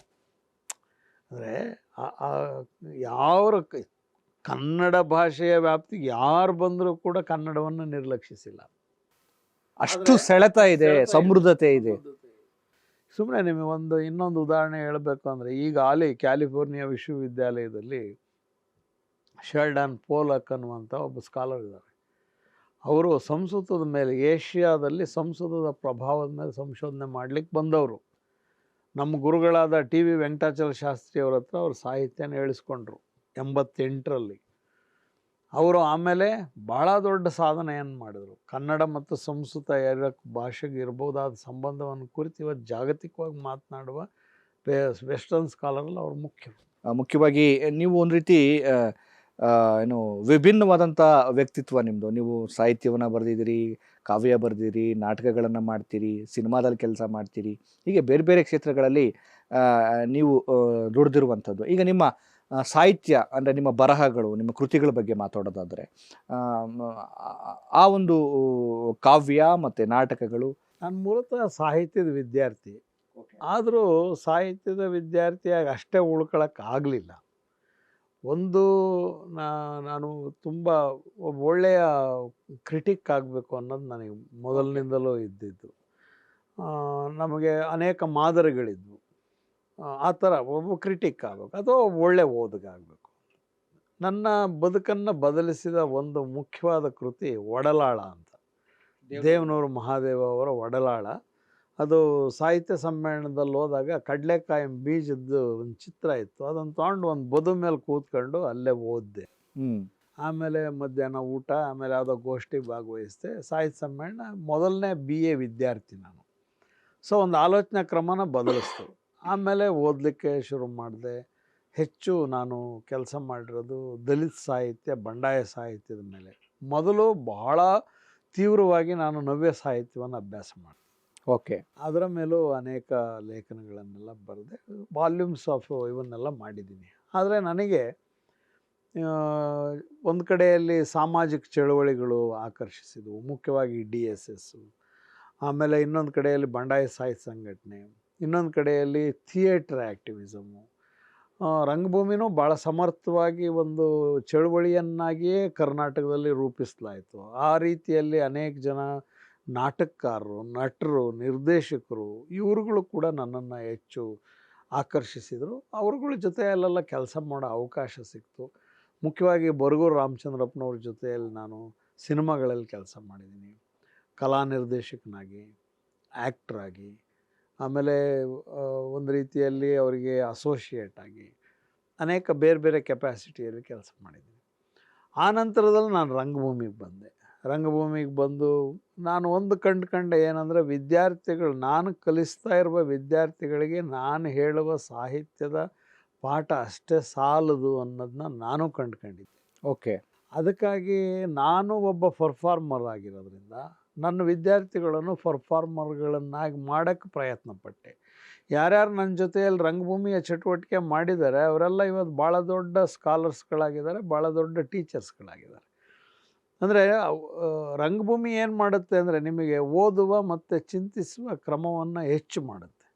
ಓಕೆ. ಅನ್ವೇಷಣೆ, ವಿಜುವಲಿ ವಿಜುವಲಿ ನೀವಲ್ಲದೆ ಇರೋ ಒಂದು ಪಾತ್ರ ಮಾಡೋಕ್ಕತ್ತಿದಾಗ ಚಿಂತನಾ ಕ್ರಮ ಬೇರೆ ರೀತಿಯಲ್ಲಿ ಇರುತ್ತೆ. ಸಾಹಿತ್ಯ ನಾವು ಓದ್ಕೊಳ್ಳೋದಕ್ಕೂ ಅದೇ ಸಾಹಿತ್ಯ ಕೃತಿಯನ್ನು ರಂಗದ ಮೇಲೆ ಅಭಿನಯಿಸೋದಕ್ಕೂ ವ್ಯತ್ಯಾಸ ಇರುತ್ತೆ. ಸೊ ಹಾಗಾಗಿ ನಮಗೆ ನಮ್ಮ ರಂಗಭೂಮಿಯ ಚಟುವಟಿಕೆಗಳು ವಿದ್ಯಾರ್ಥಿಗಳನ್ನು ಸಶಕ್ತರನ್ನಾಗಿ ಮಾಡಿದರು. ಈಗ ಹೆಣ್ಮಕ್ಳು ಇರ್ತಾರೆ, ಎಷ್ಟೋ ಮಾತಾಡಲ್ಲ, ಭಾಳ ಲೋ ಆ್ಯಕ್ಟಿವದಲ್ಲಿ ಮಾತಾಡ್ತಿರ್ತಾರೆ, ವಾಯ್ಸೇ ಇರಲ್ಲ. ಸೊ ಅವರು ರಂಗದ ಮೇಲೆ ಬರಕತ್ತಿದ್ರಿಂದ ಅವ್ರಿಗೆ ಒಂದು ಧೈರ್ಯ ಬಂತು. ಈಗ ಎಷ್ಟೋ ಜನ ಹುಡುಗರು, ಎಷ್ಟು ಜನ ಸಮರ್ಥವಾದ ಅಧ್ಯಾಪಕರಿದ್ದಾರೆ, ಹುಡುಗಿಯರು ಅಷ್ಟೇ ಸಮರ್ಥವಾದ ಅಧ್ಯಾಪಕಿಯರಾಗಿ ಕೆಲಸ ಮಾಡ್ತಿದ್ದಾರೆ ರಾಜ್ಯಾದ್ಯಂತ. ಸೊ ರಂಗಭೂಮಿಯನ್ನು ಆ ರೀತಿಯಲ್ಲಿ ನಾನು ಶಿಕ್ಷಣದ ಒಂದು ಭಾಗವಾಗಿ ಬಳಸ್ಕೊಳ್ತಾ ಬಂದೆ. ಯಾಕೆಂದರೆ ನಾನು ಯಾವಾಗಲೂ ವಿದ್ಯಾರ್ಥಿಗಳ ಜೊತೆಯಲ್ಲೇ ಬದುಕಿರೋನಿರೋದ್ರಿಂದ ನಾನು ಇನ್ನೊಂದು ಕ್ಷೇತ್ರದಲ್ಲಿ ಹೋಗಿ ಕೆಲಸ ಮಾಡೋದಕ್ಕಿಂತ ಇದು ಸುಲಭ, ಇದ್ರ ಮೂಲಕನೂ ವಿದ್ಯಾರ್ಥಿಗಳನ್ನು ಬೇರೆ ರೀತಿಯಲ್ಲಿ ಸಿದ್ಧ ಮಾಡ್ಬೋದು ಅನ್ನೋದನ್ನು ಕಂಡುಕೊಂಡೆ. ಇನ್ನು ನನಗೆ ನನ್ನ ಆಸಕ್ತಿ ಮತ್ತು ಬೇರೆಯವರ ಕರೆಯ ಮೇರೆಗೆ ಕೆಲವು ಸಿನಿಮಾಗಳಲ್ಲಿ ಡೈಲಾಗ್ ರೈಟರಾಗಿ ಕೆಲಸ ಮಾಡಿದ್ದೀನಿ, ಸ್ಕ್ರಿಪ್ಟ್ ರೈಟರಾಗಿ ಕೆಲಸ ಮಾಡಿದ್ದೀನಿ, ಸಂಶೋಧಕನಾಗಿ ಕೆಲಸ ಮಾಡಿದ್ದೀನಿ, ಅಥವಾ ಡಿಸ್ಕಷನಲ್ಲಿದ್ದೀನಿ, ಹಿಂಗೆ ಬೇರೆ ಬೇರೆ ಆ್ಯಕ್ಟ್ ಮಾಡಿದ್ದೀನಿ. ಈ ಥರದ್ದು ಯಾವುದು ನಿಮಗೆ ತುಂಬಾ ಖುಷಿ ಕೊಡೋದು, ತೃಪ್ತಿ ಕೊಡುವಂಥದ್ದು ಆ ಥರದ್ದೇನಾರು ಇದೆಯಾ? ಇಂಥ ಒಂದು ಕ್ಷೇತ್ರದಲ್ಲಿ ನಾನು ಹೆಚ್ಚು ತಲೀನನಾದರೆ ನನಗೆ ರಂಗಭೂಮಿ ಯಾಕೆ ಅಂದರೆ ಅದು ಲ್ಯಾಬೊರೇಟ್ರಿ. ಅದು ಈಗ ನನ್ನ ಸಾಹಿತ್ಯದ ಪಾಠ ಅದು ಒಂದು ರೀತಿಯಲ್ಲಿ ಪ್ರೊಸೀನಿಯಮ್ ಇರುತ್ತೆ. ನಾನು ಹೇಳ್ತಾ ಇರ್ತೀನಿ, ಅವ್ರು ಕೇಳ್ತಾ ಇರ್ತಾರೆ. ಅದು ನಮ್ಮಲ್ಲೆಲ್ಲ ಮಾಸ್ಟರ್ಸು ಮತ್ತು ಪೋಸ್ಟ್ ಡಾಕ್ಟ್ರಲ್ಲು ಇಂಥದಕ್ಕೆ ಬರೋರೆಲ್ಲರೂ ಹೆಚ್ಚು ಕಡಿಮೆ ಏನಂದರೆ ಹೆಚ್ಚಿನ ಗ್ರಹಿಕೆಯಲ್ಲೇ ಇರ್ತಾರೆ. ಆದರೆ ರಂಗಭೂಮಿಯ ಚಟುವಟಿಕೆ ಮಾಡೋದ್ರಿಂದ ಏನಾಗುತ್ತೆ, ಅವರನ್ನು ಲ್ಯಾಬಿಗೆ ಅಳವಡಿಸ್ದಂಗೆ ಆಗ್ಬಿಡುತ್ತೆ. ಒಂದು ಪ್ರಾಯೋಗಿಕ ಶಾಲೆನೇ ನಡೀತಾ ಇರುತ್ತೆ. ಕರೆಕ್ಟ್. ಈಗ ಉದಾಹರಣೆಗೆ ನಾನೊಂದು ಪದ್ಯ ಹೇಳ್ಕೊಡ್ತೀನಿ ಅಂತ ಇಟ್ಕೊಳ್ಳಿ. ಸುಮ್ಮನೆ ನಿಮಗೆ ದ್ರೌಪದಿಯ ಶ್ರೀಮುಡಿ ಅನ್ನೋದು ಹೇಗಿದೆ ಅಂತ ಕುವೆಂಪು ಅವರು ಹೇಳ್ತಾರೆ. ಇದರೋಳ್ ಶ್ವೇತಾತಪತ್ರ ಸ್ಥಗಿತ ದಶ ದಿಶಾಮಂಡಳ ರಾಜಚಕ್ರಂ ಪುದಿದಳ್ ಕಾಡಿತ್ತಡಂಗಿತ್ತಿದರೊಳೆ ಕುರುರಾಜಾನ್ವಯಂ ಮತ್ಪ್ರತಾಪಕ್ಕಿದು ಊರ್ವಿದುದು ಮಹಾಭಾರತಕ್ಕಾಯ್ತು ಆದಿಯಾಯ್ತು ಅಬ್ಜದಳಾಕ್ಷಿ ಪೇಳ ಸಾಮಾನ್ಯಮೇ ಬಗೆಯೇ ಭವತ್ಕೇಶ ಪಾಶ ಪ್ರಪಂಚಂ. ಹೇಳಪ್ಪ ವಾಪಸ್ ನೋಡೋಣ ಅಂದರೆ ಪಾಪ ಹುಡುಗರಿಗೆ ಕಷ್ಟ ಆಗುತ್ತೆ. ಅಟ್ಲೀಸ್ಟ್ ಹಂಗೆ ನಾವು ಪ್ರಶ್ನಿಸೋದ್ರಿಂದ ಅವರು ಒಂದು ಆ 3 ತಿಂಗಳು 6 ತಿಂಗಳು ಅವಧಿಲಾದರೂ ಆ ಪದ್ಯನ ಕಲಿಬೇಕಪ್ಪ ನಾವು, ಹಿಂಗೆ ಇಷ್ಟು ಸುಲಲಿತವಾಗಿ ನಾವು ಹೇಳಂಗೆ ಆಗಬೇಕು ಅಂತ ಎಷ್ಟೋ ಜನ ರೀಡಿಂಗಿಗೆ ಬಂದಿರೋದು ಉಂಟು. ಬಹುಶಃ ರಂಗಭೂಮಿ ಬದುಕಿಗೂ ಬಹಳ ಮುಖ್ಯ ಮತ್ತು ಶಿಕ್ಷಣಕ್ಕೂ ಬಹಳ ಮುಖ್ಯ. ಒಂದು ಭಾಷಾ ಸ್ಪಷ್ಟತೆ, ಚಿಂತನಾ ಕ್ರಮ, ಆಮೇಲೆ ಮನೋಧರ್ಮಗಳನ್ನು ಅದು ಬೆಸೆಯುವುದು, ಒಂದು ಬಾಂಧವ್ಯ ಬೆಸೆಯುವಂಥದ್ದು. ಆದರೆ ಶಿಕ್ಷಣದಲ್ಲಿ ಯಾಕೆ ರಂಗಭೂಮಿನ ಅಳವಡಿಕೆ ಮಾಡ್ಕೊಳ್ಳುವ ಪ್ರಕ್ರಿಯೆಯಲ್ಲಿ ತುಂಬ ಹಿಂದೇಟುಗಳಾಗ್ತದೆ ಸರ್ಕಾರಗಳು? ಏನಾಗಿದೆ ಈಗ ಶಿಕ್ಷಕರನ್ನ ನೇಮಕ ಮಾಡ್ಕೊಳ್ಳೋ ವಿಚಾರದಲ್ಲಿ ಈಗ ಒಂದು 45 ಜನ ಶಿಕ್ಷಕರಿಗೆ ಹಾಲಿ ಕಲಿಸ್ತಿದ್ದಾರೆ. ಯಾರ್ಯಾರು ಕಲಿಸ್ತಾ ಇದ್ದಾರೆ ಅವೆಲ್ಲ ಸ್ಕೂಲ್ಗಳು ಅದ್ಭುತವಾಗಿವೆ. ಮತ್ತು ಅವರೆಲ್ಲರೂ ನನ್ನ ಕಾಂಟ್ಯಾಕ್ಟಲ್ಲಿರುವ ರಂಗಮಿತ್ರರು. ಒಂದು ಪ್ರೈಮರಿ ಸ್ಕೂಲು, ಹೈಸ್ಕೂಲ್ ಹಂತದಲ್ಲಿ ಶಿಕ್ಷಕರನ್ನು ನೇಮಕ ಮಾಡಿದ್ದು ಮೊದಲು ಒಂದು 3 ಜನ ಮಾಡಿದರು, ಆಮೇಲೆ ಒಂದು 5 ಜನ. ಅದು ಆಗಿಲ್ಲ, ಈಗ ತುಂಬ ಜನ ಕಾಯ್ತಾ ಇದ್ದಾರೆ. 45 ಜನ ಮಾಡಿದ್ದಾರೆ. 45 ಸೆಂಟರು ಅಷ್ಟೂ ಜನನೂ ಕರೆದು ನಾವು ಕೋಲಾರದ ಆದಿಮದಲ್ಲಿ ಅವರ ಎಕ್ಸ್ಪೀರಿಯನ್ಸನ್ನು ಕೇಳಿ ಅದನ್ನೊಂದು ಡಾಕ್ಯುಮೆಂಟ್ ಪ್ರಿಪೇರ್ ಮಾಡಿ, ಸುರೇಶ್ ಕುಮಾರ್ ಅವರು ಶಿಕ್ಷಣ ಸಚಿವರಾಗಿದ್ದಾಗ ಹೈದರಾಬಾದ್ ಕರ್ನಾಟಕದ 371J 100 ಪೋಸ್ಟ್ಗಳಲ್ಲಿ 2 ಭಾಗ ಮಾಡಿದ್ರು. ಚಿತ್ರಕಲೆಗೆ 50 ಮತ್ತು ಸಂಗೀತಕ್ಕೆ 50. ಅದರ ನಡುವೆ ರಂಗಭೂಮಿಗೂ ಒಂದು ಪಾರ್ಟ್ ಕೊಡಿ ಅಂತ 33 ಪೋಸ್ಟನ್ನು ಶಾಂಕ್ಷನ್ ಮಾಡ್ಸೋಕ್ಕೆ ಸಾಧ್ಯ ಆಯಿತು. ನಾನು ಪ್ರೊಫೆಸರ್ ಆಗಿ ರಾಣಿ ಚೆನ್ನಮ್ಮ ಯೂನಿವರ್ಸಿಟಿಲಿದ್ದಾಗ ಪ್ರಾಕ್ಟಿಕಲ್ ಅನ್ನೋ ರೀತಿಯಲ್ಲೇ ರಂಗಭೂಮಿಯ ಅಳವಡಿಸ್ಬಿಟ್ಟಿದ್ವಿ. ನೀವು 40 ಮಾರ್ಕ್ಸ್ ಥಿಯರಿ ಬರೀರಿ, 40 ಮಾರ್ಕ್ಸು ಪ್ರಾಕ್ಟಿಕಲ್ ಮಾಡಿ ಅಂತ. ಒಂದು ಬೀದಿ ನಾಟಕ, ಒಂದು ಏಕಾಂಕ, ಒಂದು ಪೂರ್ಣಾಂಕ, 3 ಕಲಿಬೇಕಿತ್ತು ಫಸ್ಟ್ ಸೆಮ್ಮಿಗೆ ಬಂದಾಗ. ಆ ವಿದ್ಯಾರ್ಥಿಗಳು ಸೆಕೆಂಡ್ 2, 3, 4ನೇ ಸೆಮ್ಮಿಗೆ ಹೆಂಗಾದ್ರು ಅಂದರೆ ನನ್ನನ್ನು ಬೇರೆ ಆಡಳಿತಗಾರರೆಲ್ಲ ಬೈಕೊಳ್ಳಿಕ್ಕೆ ಶುರು ಮಾಡಿದ್ರು. ಏನು ಸರ್ ನಿಮ್ಮ ಹುಡುಗರಿಗೆ ನಾವು ಉತ್ತರ ಕೊಡೋಕ್ಕಾಗಲ್ಲ. ನೋಡಿ, ಅವರು ಚೆನ್ನಾಗಿ ನಾವು ಹೇಳೋದು ಅವರು ಪ್ರಶ್ನೆ ಕೇಳಂಗೆ, ಪ್ರಶ್ನೆ ಮಾಡುವ ಮನೋಧರ್ಮ ಆಗಲಿ, ಅವರು ಸಮಾನವೇ ಅವ್ರ ಹಕ್ಕು ಬಾಧ್ಯತೆಯನ್ನು ನಮ್ಮಲ್ಲಿ ಕೇಳಂಗೆ ಇರಬೇಕು. ಮೊದಲ ಸೆಮ್ಮಿಗೆ ಮಾಡಿದ ಒಂದು ಪರಿಣಾಮ ಅಷ್ಟು ದೊಡ್ಡದಾಯಿತು. ಆಮೇಲೆ ಅದನ್ನು ಆಸಕ್ತಿ ಮುಂದುವರಿಸ್ಕೊಂಡು ಹೋಗೋರು ಬರಲಿಲ್ಲ. ಸೊ ರಂಗಮುಖೇನ ಶಿಕ್ಷಣ ಅನ್ನೋದು ನನ್ನ ಬಹುಮುಖ್ಯವಾದ ಪ್ರತಿಪಾದನೆ. ನೀವು ಕಲಿಸೋದನ್ನು ಹೇಗಾದರೂ ಕಲಿಸಿ, ಆದರೆ ಥಿಯೇಟ್ರಿಕಲ್ಲಾಗಿ ಕಲಿಸಿ, ಅದು ಯಾವಾಗಲೂ ವಿಜುವಲ್ ಆಗಿರುತ್ತೆ, ಆಮೇಲೆ ಬೇಗ ರೀಚ್ ಆಗುತ್ತೆ. ಈಗ ನಾನು ಹಳೆಗನ್ನಡ ಪಾಠ ಮಾಡ್ತಾ ಇರೋದು ನಾನು ಥಿಯೇಟ್ರಿಕಲ್ ಆಗಿನೇ. ಕರೆಕ್ಟ್. ಅಥವಾ ನಾನು ಭಾಳ ದೊಡ್ಡ ವೆಸ್ಟರ್ನ್ ಥಿಯರಿಗಳನ್ನು ನಾನು ಪಾಠ ಮಾಡಿದ್ರೂ ಅದನ್ನು ಒಂದು ಥಿಯೇಟ್ರಿಕಲ್ಲಾಗೇ ಹೇಳ್ತೀನಿ, ಇಲ್ಲದ್ರೆ ಕಮ್ಯುನಿಕೇಟ್ ಆಗಲ್ಲ. ನಾನೊಬ್ಬ ಗುಡ್ ಕಮ್ಯುನಿಕೇಟರ್, ಮೇಷ್ಟ್ರು ಇದೀನಲ್ಲ, ಮೇಷ್ಟ್ರು ಅದವನು ಒಳ್ಳೆ ಕಮ್ಯುನಿಕೇಟರ್ ಆಗಿರಬೇಕು. ಒಬ್ಬ ಕಲಾವಿದ ಹೆಂಗೆ ಕಮ್ಯುನಿಕೇಟರ್ ಆಗದಿದ್ರೆ ಎಲ್ಲಿ ಉಳ್ಕೊಂತಾನೆ? ಹಾಗೆ ಮೇಷ್ಟ್ರು ಉಳ್ಕೋಬೇಕು ಅಂದರೆ ಅವನೊಬ್ಬ ಗುಡ್ ಕಮ್ಯುನಿಕೇಟರ್ ಆಗ್ಬೇಕು. ಅದಕ್ಕೆ ನಾನು ಎಷ್ಟೋ ಸರಿ ಮೇಷ್ಟ್ರುಗಳಿಗೆ ಪಾಠ ಹೇಳೋಕ್ಕೆ ಹೋದಾಗ ಕೇಳ್ತೀನಿ, ನೀವು ಯಾರಾದರೂ ಕೇಳಿದ್ದೀರಾ ನಾನು ಒಳ್ಳೆ ಪಾಠ ಮಾಡಿದ್ದೀನಿ ಇಲ್ಲ ಅಂತ ನಿಮ್ಮ ವಿದ್ಯಾರ್ಥಿಗಳಿಗೆ ಅಂತ? ಕೇಳಿಲ್ಲ ಸರ್. ದಯವಿಟ್ಟು ಹೋಗಿ ಕೇಳಿ.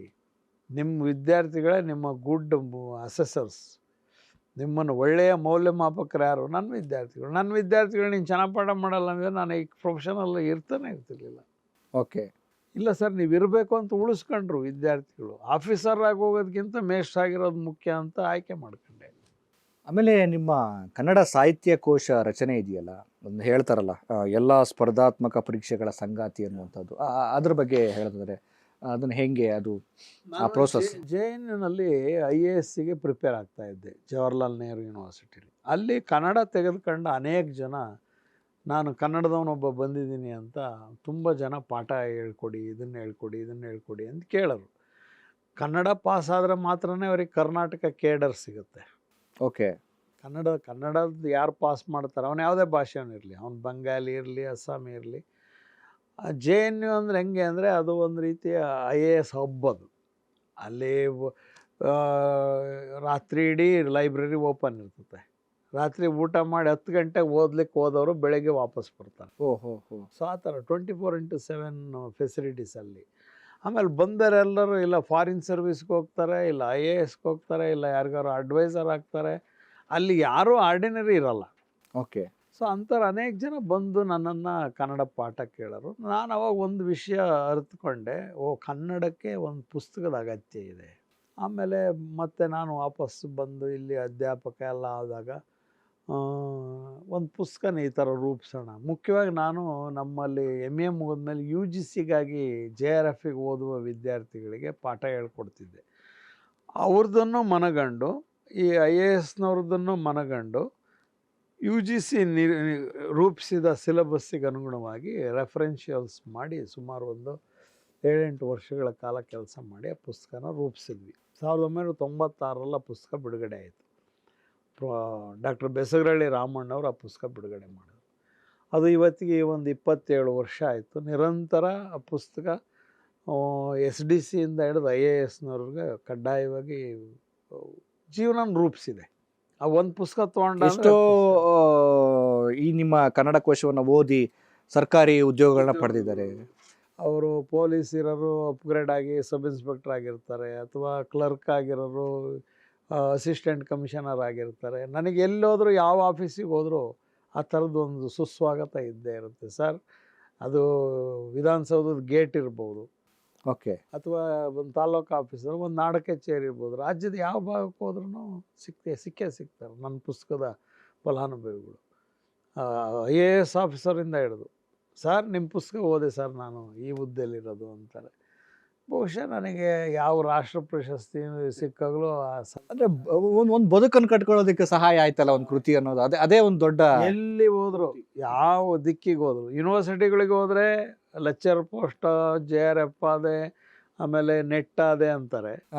ತಾಲೂಕು ಆಫೀಸಿಗೆ ಹೋದರೆ ಸರ್ ಈ ಪೋಸ್ಟಲ್ಲಿರೋದು ನಿಮ್ಮ ಪುಸ್ತಕದಿಂದಲೇ ಸರ್, ನಾನು KES ಮಾಡಿದೆ, KAS ಮಾಡಿದೆ ಅಂತಾರೆ. ಅಥವಾ ಒಬ್ಬರು PC ಇನ್ಯಾರ ಇದ್ದರೆ ಸರ್ ನಾನು ಈಗ ಓದ್ತಾ ಇದ್ದೀನಿ ಸರ್ ಅಂತ. ಅದನ್ನು ಮತ್ತಷ್ಟು ಪರಿಷ್ಕರಿಸುವ ಅಥವಾ ಸೇರಿಸುವ ಪ್ರಕ್ರಿಯೆ ಆಗ್ತಾ ಇದೆ. ನಿರಂತರ ಪರೀಕ್ಷಿಸ್ತಾ 270 ಪುಟದ್ದು ಈಗ 1090 ಪೇಜ್ ಆಗಿದೆ. ಸೂಪರ್. ನಿರಂತರ ಬೆಳೆಸ್ತಾನೇ ಇದ್ದೀವಿ. ಅಂದರೆ ವಿಶ್ವಕೋಶ ಅಂದರೆ ಅದು ನಿರಂತರ ಕೆಲಸ ಮಾಡ್ತಾನೆ ಇರಬೇಕು. ಈಗ ಹೊಸದೇ ಯಾವ್ದಾದ್ರು ಟ್ರೆಂಡ್ ಬಂತು ಅಂದರೆ ಅದನ್ನು ಗುರ್ತಿಟ್ಕೊಂಡಿರ್ತೀನಿ. ಒಂದು ವರ್ಷದಲ್ಲಿ ಯಾವಾಗಲಾರು ಒಂದು ದಿವಸ ಈ ಸಾಹಿತ್ಯ, ಸಂಸ್ಕೃತಿ, ಇವತ್ತಿನ ಈ ಸಾಮಾಜಿಕ ಕೇಡುಗಳಿಗೆ, ವಿಷಮತೆಗೆ ಹೇಗೆ ಚಿಕಿತ್ಸಕ ಆಗಬಲ್ಲವು ಅನ್ನುವಂಥದ್ದು, ಹೆಂಗೆ ಅದನ್ನು ನಾವು ಮದ್ದಾಗಿ ತೆಗೆದುಕೊಳ್ಬೇಕು ಅಂತ ಹೇಳ್ತೀರಿ? ಈಗ ಈಗ ಒಂದು ಸಾಮಾಜಿಕ ಸತ್ಯ ಅನ್ನೋದು ಒಂದಿರುತ್ತೆ, ಈ ಸಾಂಸ್ಕೃತಿಕ ಸತ್ಯ ಅನ್ನೋದು ಒಂದಿರುತ್ತೆ. ಮುಖ್ಯವಾಗಿ ನಮ್ಮ ನಡುವೆ ಇರೋದೇನು ತಾರತಮ್ಯ, ಮುಖ್ಯವಾಗಿ ಜಾತಿ ಆಧಾರಿತವಾದ. ಕರ್ನಾಟಕದಲ್ಲಿ 1503 ಜಾತಿ ಮತ್ತು ಉಪಜಾತಿಗಳಿವೆ ಡಿಕ್ಲೇರ್ಡ್. ಮೊನ್ನೆ ಸರ್ವೆಗೆ ಹೋದಾಗ ಮತ್ತೆ ಹೊಸ 89 ಜಾತಿಗಳು ಸೇರ್ಪಡೆ. ಇದಿಷ್ಟು ಸೇರಿ ಕರ್ನಾಟಕ. ಕರೆಕ್ಟ್. ಆದರೆ ನಮಗೊಂದು ಒಂದೇನು ಒಂದು ಕಾಚಿತ್ಯತೆ ಇರಬೇಕಂದ್ರೆ, ನಾನು ಹುಟ್ಟಿ ಆಗಿದೆ, ನಾನೇನು ಇಂಥದ್ದೇ ಜಾತಿಯಲ್ಲಿ ಹುಟ್ಟಬೇಕು ಅಂತ ಅರ್ಜಿ ಹಾಕೊಂಡೇನು ಹುಟ್ಟಿಲ್ಲ. ಕರೆಕ್ಟ್. ಆದರೆ ಹುಟ್ಟಿದ ಮೇಲೆ ಜಾತಿ ಎಂದೂ ಕೂಡ ಒಂದು ಪ್ರಬಲ ಅಸ್ತ್ರ ಆಗಬಾರ್ದು. ನಾನು ಒಂದು ಡೆಮಾಕ್ರೆಟಿಕ್ ಕಂಟ್ರಿಯಲ್ಲಿ ಬದುಕ್ತಾ ಇದ್ದೀನಿ. ನನಗೆ ನನ್ನ ಸಂವಿಧಾನ ಭಾಳ ದೊಡ್ಡದು. ನಾನು ಡೆಮಾಕ್ರೆಟಿಕ್ ಆಗೇ ಇರಬೇಕು. ಅದರಲ್ಲೂ ನಾನು ಮೇಷ್ಟ್ರಾಗಿರೋದ್ರಿಂದ ನಾನು ಡೆಮಾಕ್ರೆಟಿಕ್ ಆಗಿಯೇ ಇರಬೇಕು, ಕಡ್ಡಾಯ ಅದು. ಇಲ್ಲದೇ ಇದ್ದರೆ, ಯಾಕೆಂದರೆ ನನ್ನ ಎದುರಿಗೆ ಕಲಿಯೋರು ಎಲ್ಲ ಸಮುದಾಯದ ಜನರು ಕಲಿತಾರೆ, ನಾನು ಎಲ್ಲರಿಗೂ ಕಲಿಸುವ ಗುರು. ಕರೆಕ್ಟ್. ಆದ್ದರಿಂದ ನಾನು ಜಾತೀಯತೆಯನ್ನು ಮಾಡಬಾರ್ದು. ಆಮೇಲೆ ಜಾತೀಯತೆಯನ್ನು ಯಾಕೆ ಮಾಡ್ತಾರೆ ಜನ ಅಂದರೆ, ಅಲ್ಲಿ ಲಾಭ ಇದೆ ಅಂತ ತಿಳಿಯಲಾಗಿದೆ, ಭ್ರಮಿಸಲಾಗಿದೆ. ಅಲ್ಲೇನೂ ಲಾಭ ಇರೋದಿಲ್ಲ ಹಂಗೆ ನೋಡಿದ್ರೆ, ಹಂಗೆ ಬಿಂಬಿಸಲಾಗಿದೆ. ಆಮೇಲೆ ನೀವು ಜಾತಿಯನ್ನು ಮಾಡೋದ್ರಿಂದ, ಜಾತಿ ತಾರತಮ್ಯ ಮಾಡೋದ್ರಿಂದ ನೀವು ಪವರ್ ಸೆಂಟ್ರ್ ಆಗ್ಬೋದು ಅನ್ನೋ ತಪ್ಪು ಕಲ್ಪನೆಗಳಿವೆ. ವಾಸ್ತವವಾಗಿ ಹಂಗೇನು ಭಾವಿಸ್ಬೇಕಾಗಿಲ್ಲ. ನಮ್ಮ ಜನ ಜಾತಿಯನ್ನು ಮೀರಿ ಬದುಕ್ತಾ ಇದ್ದಾರೆ. ನಾನು ಸ್ವಲ್ಪ ಕರ್ನಾಟಕವನ್ನು ಭಾಳ ವಿಶಾಲ ವ್ಯಾಪ್ತಿಯಲ್ಲಿ ಅಭ್ಯಾಸ ಮಾಡಿರೋನು ಮತ್ತು ಅನೇಕ ಪಾರ್ಟ್ಗಳಲ್ಲಿ ನಾನು ಬದುಕಿರೋನು. ನಾನು ಗುಲ್ಬರ್ಗದಲ್ಲಿ ಕೆಲಸ ಮಾಡಿದ್ದೀನಿ, ಅಲ್ಲಿಯ ಜನಜೀವನ ನೋಡಿದ್ದೀನಿ. ಬೆಳಗಾವಿಲಿ, ಕೋಲಾರ, ಶಿಕಾರಿಪುರ, ಅಜ್ಜಂಪುರ, ಶಿವಮೊಗ್ಗ ಅಥವಾ ಮಂಡ್ಯ ಅಥವಾ ಮೈಸೂರು 15 ಕಡೆ ಕೆಲಸ ಮಾಡಿದ್ದೀನಿ ನಾನು. ಬೇಕಾಗೆ ಬೇಡವಾಗ ಗೊತ್ತಿಲ್ಲ. ಆದರೆ ಎಲ್ಲ ಕಡೆಯಲ್ಲೂ ಸುಂದರವಾದ ಜೀವನನೇ ಇರೋದು. ಯಾರೋ ಒಬ್ಬಿಬ್ಬರು ಕಲುಷಿತ ಮಾಡೋಕ್ಕೆ ಓಡಾಡ್ತಿರ್ತಾರೆ. ಜಾತಿನ ಕಟ್ಕೊಂಡು ಯಾರೂ ಬದುಕಲ್ಲ. ಆಮೇಲೆ ನಿಮ್ಮ ಜಾತಿಯವ್ರನ್ನ ಹುಡುಕೊಂಡು ಹೋಗುವ ಕ್ರಮ ಅದಲ್ಲ ಇದು. ಬುದ್ಧಿವಂತರು ಅಂತ ಅನ್ನಿಸ್ಕೊಂಡವರು ವಿದ್ಯಾವಂತರ ಹತ್ರಲ್ಲೇ ಜಾಸ್ತಿ. ಸಾಮಾನ್ಯ ಜನರು ಶ್ರಮನ ಆಧರಿಸಿ ಬದುಕ್ತಾರೆ. ಕರೆಕ್ಟ್. ಈಗ ಶ್ರಮ ಇಲ್ದಲೇ ಅವನ ಜಾತಿ ಅವನಿಗೆ ಊಟ ಕೊಡ್ತಾನ? ಇಲ್ಲ. ಯಾರು ಶ್ರಮ ವಹಿಸ್ತಾನೆ ಅವನು ಊಟ ಕೊಡ್ತಾನೆ. ಒಬ್ಬ ರೈತ ತನ್ನ ಜಾತಿಯವನಿಗಾಗಿ ಮಾತ್ರ ಬೆಳಿತಾನ? ಎಲ್ರಿಗೂ ಬೆಳಿತಾನೆ. ಸೊ ನಾವು ಅದನ್ನು ಬಹಳ ಸೀಮಿತ ಮಾಡ್ತಾ ಇದ್ದೀವಿ. ಆಮೇಲೆ ಈಗೋಯಿಸ್ಟಿಕ್ ಆಗಿರ್ತೀವಿ. ಆಮೇಲೆ ನಾವು ಭಾಳ ಮೇಲು, ನೀನು ಭಾಳ ಕೀಳು ಅಂತ ಭ್ರಮಿಸ್ತೀವಿ. ಕ್ಯಾಸ್ಟ್ ಸಿಸ್ಟಮ್ ಇರೋದೇ ಅದು ಪಿರಮಿಡ್ ಆಕಾರದಲ್ಲಿ. ಅದಕ್ಕೆ ಬಾಬಾ ಸಾಹೇಬ್ ಅಂಬೇಡ್ಕರು ಸಂವಿಧಾನ ಬರೆದಾಗ ಪಿರಮಿಡ್ನ ಉಲ್ಟಾ ಮಾಡಿದ್ರು. ಯಾಕೆಂದರೆ ಸಂವಿಧಾನಕ್ಕೆ ಮಾತ್ರ ಪಿರಮಿಡ್ನ ಉಲ್ಟಾ ಮಾಡೋಕ್ಕೆ ಶಕ್ತಿ ಇರೋದು. ಅದಕ್ಕೆ ನಂದಲಾಲ್ ಬಸು ಅವರು ಉಲ್ಟಾ ಚಿತ್ರ ಬರೆದ್ರು ಅದರಲ್ಲಿ. ಸೊ ಅದನ್ನು ನೋಡಿದರೆ ಸಾಕು ನಮಗೆ. ನಾನು ಡೆಮಾಕ್ರೆಟಿಕ್ಕಾಗಿ ಬದುಕ್ತಿದ್ರೆ ನಾನೆಂಥ ಭಾರತೀಯ? ಡೆಮಾಕ್ರೆಟಿಕ್ಕಾಗಿ ಬದುಕ್ತಿದ್ರೆ ನಾನೆಂಥ ಕನ್ನಡಿಗ? ಕನ್ನಡ ಕವಿರಾಜ ಮಾರ್ಗದಿಂದ ಇಲ್ಲಿಯವರೆಗೂ ಭಾಳ ದೊಡ್ಡ ಒಂದು ಸೆಕ್ಯುಲರಿಸಮನ್ನು ಹೇಳ್ತಾ ಬಂದಿದೆ. ನೀವು ಸುಮ್ಮನೆ ಏನೋ ಅದು ವರ್ಡ್ ಅಷ್ಟೇ ಅಲ್ಲ, ಮನೋಧರ್ಮ ಅದು. ಪರಧರ್ಮ ನೆರೆ, ಈಗ ನೋಡಿ ಕಸವರಮೆಂಬುದು ನೆರೆ ಸೈರಿಸಲಾರ್ಪಡೆ ಪರಧರ್ಮವಂ ವಿಚಾರವಂ. ನನ್ನ ಸಂಪತ್ತು ಅಂದರೆ ಯಾವುದು? ನಿಮ್ಮ ವಿಚಾರವನ್ನು ನಾನು ಗ್ರಹಿಸೋದು ಮತ್ತು ನಿಮ್ಮ ವಿಷಯವನ್ನು, ಧರ್ಮವನ್ನು ಅರ್ಥೈಸ್ಕೊಳ್ಳೋದು.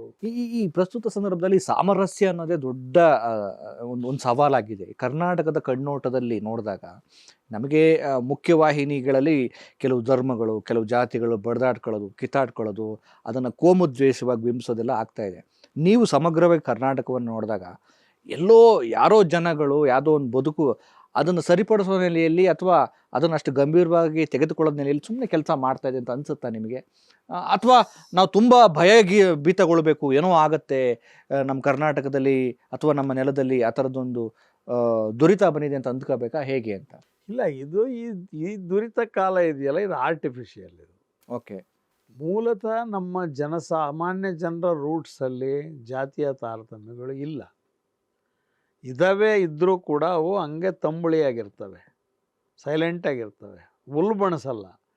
ಉಲ್ಬಣಿಸೋದು ಯಾವಾಗ ಅಂದರೆ ವ್ಯಾಪಾರದ ಕಾರಣಕ್ಕಾಗಿ, ಧರ್ಮದ ಕಾರಣ, ರಾಜಕಾರಣದ ಕಾರ್ಯಕ್ಕೆ. ರಾಜಕಾರಣದಲ್ಲಿ ಅಧಿಕಾರವನ್ನು ಹಿಡೀಲಿಕ್ಕಾಗಿ ಮತ್ತು ಇಂಥವರಿಗೆ ಅಧಿಕಾರ ಸಿಗಬೇಕು ಅನ್ನುವ ಕಾರಣಕ್ಕಾಗಿ ಈ ಥರದ ಎಲಿಮೆಂಟ್ಗಳಿಗೆ ಇವು ಬಳಕೆ ಆಗುವ ಟೂಲ್ಸ್ಗಳೇ ಹೊರತು ಮೂಲತಃ ಧರ್ಮದ ವಿಷಯವಾಗಲಿ. ಈಗ ನೋಡಿ, ಒಂದೇ ಒಂದು ಮುಸಲ್ಮಾನ ಮನೆ ಇಲ್ಲದೆ ಇರೋ ಕಡೆಯಲ್ಲಿ ಇದು ಬಾಬಾನ ಒಂದು ಉರ್ಸನ್ನ ಸಕ್ಕರೆ ಒದಿಸುವಂಥದ್ದನ್ನು ಹಳ್ಳಿಗಳು ಇವತ್ತಿಗೆ ಇವೆ. ಸುಮ್ಮನೆ ನಿಮಗೆ ನಿಮ್ಮ ಜಿಲ್ಲೆಯ ಹೊಳಲ್ಕೆರೆ ತಾಲೂಕು ತಾಳಿಕಟ್ಟೆಗೆ ಹೋಗಿ ನೋಡಿ, ಅಲ್ಲಿ ಯಾರೂ ಇಲ್ಲ, ಆದರೆ ಅಲ್ಲಿ ಬಾಬಾನ ಒಂದು ಸಕ್ಕರೆ ಒದಿಸುವಂಥ ಒಂದು ಕೆಲಸವನ್ನು ಅಲ್ಲಿ ಮಾಡ್ತಾರೆ. ಹೊನ್ನಾಳಿ ಹತ್ರ ಒಂದು ಜೈನರಲ್ಲಿ ಮಸೀದಿನ ನಿರ್ವಹಣೆ ಮಾಡ್ತಾರೆ. ಜೈನ್ ಸಮುದಾಯದವರು ಮಸೀದಿನ ನಿರ್ವಹಣೆ ಅದೇ ಇವತ್ತು ಮಂದಿರ ಮಸೀದಿಗಳೇ ಒಂದು ದೊಡ್ಡ ಸಮಸ್ಯೆ ಕೇಂದ್ರಗಳಾಗ್ಬಿಟ್ಟವಲ್ಲ, ಯಾಕೆ? ಇದೆ ಈ ರಾಜಕಾರಣ, ಅಧಿಕಾರ ಹಿಡಿಲೇಬೇಕು. ಅದು ಜನ ಹೆಂಗ್ ನೋಡ್ಬೇಕಂತ, ಈ ಪ್ರಜ್ಞಾವಂತರು ಏನ್ ಮಾಡ್ಬೇಕು ಅಂತ ಜನರಿಗೆ ಗೊತ್ತಿದೆ ಇದು ಸರಿ ಅಲ್ಲ ಅಂತ. ಆದ್ರೆ ಅವ್ರಿಗೆ ಹೇಳೋ ಅಗತ್ಯ ಇಲ್ಲ ಅಂತೀರಿ? ಹೇಳೋ ಅಗತ್ಯನೇ ಇಲ್ಲ, ಅವ್ರಿಗೆ ಗೊತ್ತಿದೆ. ಸಾಮಾನ್ಯ ಜನಜೀವನದಲ್ಲಿ ಇವತ್ತು ನೀವು ಉರುಸ್ಸಂತಹ ಜಾತ್ರೆ, ಮೊಹರಂನಂತಹ ಜಾತ್ರೆ, ಹಿಂದೂಗಳು ಮುಸ್ಲಿಮರು ಎಲ್ಲ ಸಾಮರಸ್ಯದಲ್ಲೇ ಭಾಗವಹಿಸ್ತಾರೆ. ಕ್ರಿಶ್ಚಿಯನ್ ಅಂತಹ ಜಾತ್ರೆ ಏನು ಬೇಡಿ ನಿಮಗೆ. ಮೈಸೂರು ಸುತ್ತಮುತ್ತ ಸಹಜವಾಗಿಯೇ ಯೇಸುವಿನ ವಿಷಯವನ್ನು ಎಲ್ಲರೂ ಚರ್ಚೆ ಮಾಡ್ತಾರೆ, ಎಲ್ಲರೂ ನಡ್ಕೊಂತಾರೆ. ಹಿಂದೂ ಹಳ್ಳಿಯಲ್ಲಿಯೇ ಯೇಸುವಿನ ಚರ್ಚ್ ಇರೋದನ್ನು ನಾವು ನೋಡ್ತೀವಿ KR ನಗರದಲ್ಲಿ. ಅವೆಲ್ಲ ಸುಮ್ಮನೆ ಏನಾಗಿರೋದಿಲ್ಲ, ಅವು ಒಂದೊಂದು ಸಂದರ್ಭದಲ್ಲಿ ಆಗಿರ್ತವೆ. ಅದಕ್ಕೆ ನಮಗೆ ಚಾರಿತ್ರಿಕವಾದ ಸತ್ಯಗಳು, ಪೌರಾಣಿಕವಾದ ಸತ್ಯಗಳು ಖಚಿತವಾಗಿ ಆಮೇಲೆ ಈ ಗೊತ್ತಿದೆ. ನೆಲದಲ್ಲಿ, ಕನ್ನಡದ ನೆಲದಲ್ಲಿ ಚಾರ್ವಾಕರು ಬಂದು ಹೋಗಿದ್ದಾರೆ, ಆಸ್ತಿಕರು ಬಂದು ಹೋಗಿದ್ದಾರೆ, ನಾಸ್ತಿಕರು ಬಂದು ಹೋಗಿದ್ದಾರೆ, ಅವಧೂತ ಪರಂಪರೆ ಎಲ್ಲದೂ ಬಂದು ಹೋಗಿದೆ. ಒಂದಕ್ಕೊಂದು ಕ್ಲಾಶ್ ಆಗ್ತಾ ಇಲ್ಲ. ಎಂದೂ ಇಲ್ಲ. ನೀವು ಲೋಕಾಯುತದವರು, ಮಾಧ್ಯಮಿಕದವರು, ಅಥವಾ ನೀವು ನಾಸ್ತಿಕರು ಅಥವಾ ಆಸ್ತಿಕರು ಅಂಥದ್ದೇನಿಲ್ಲ. ವಿರೋಧ ಯಾರಿದ್ದು ಇಲ್ಲ. ನೀನು ಆಸ್ತಿಕ ಆಗಿದ್ರೆ ಆಗಪ್ಪ ಅಂತಾರೆ, ನೀನು ನಾಸ್ತಿಕ ಆಗಿದ್ರೆ ಆಗಿರಪ್ಪ ಅಂತಾರೆ, ಎಲ್ಲರನ್ನೂ ಗೌರವಿಸ್ತಾರೆ.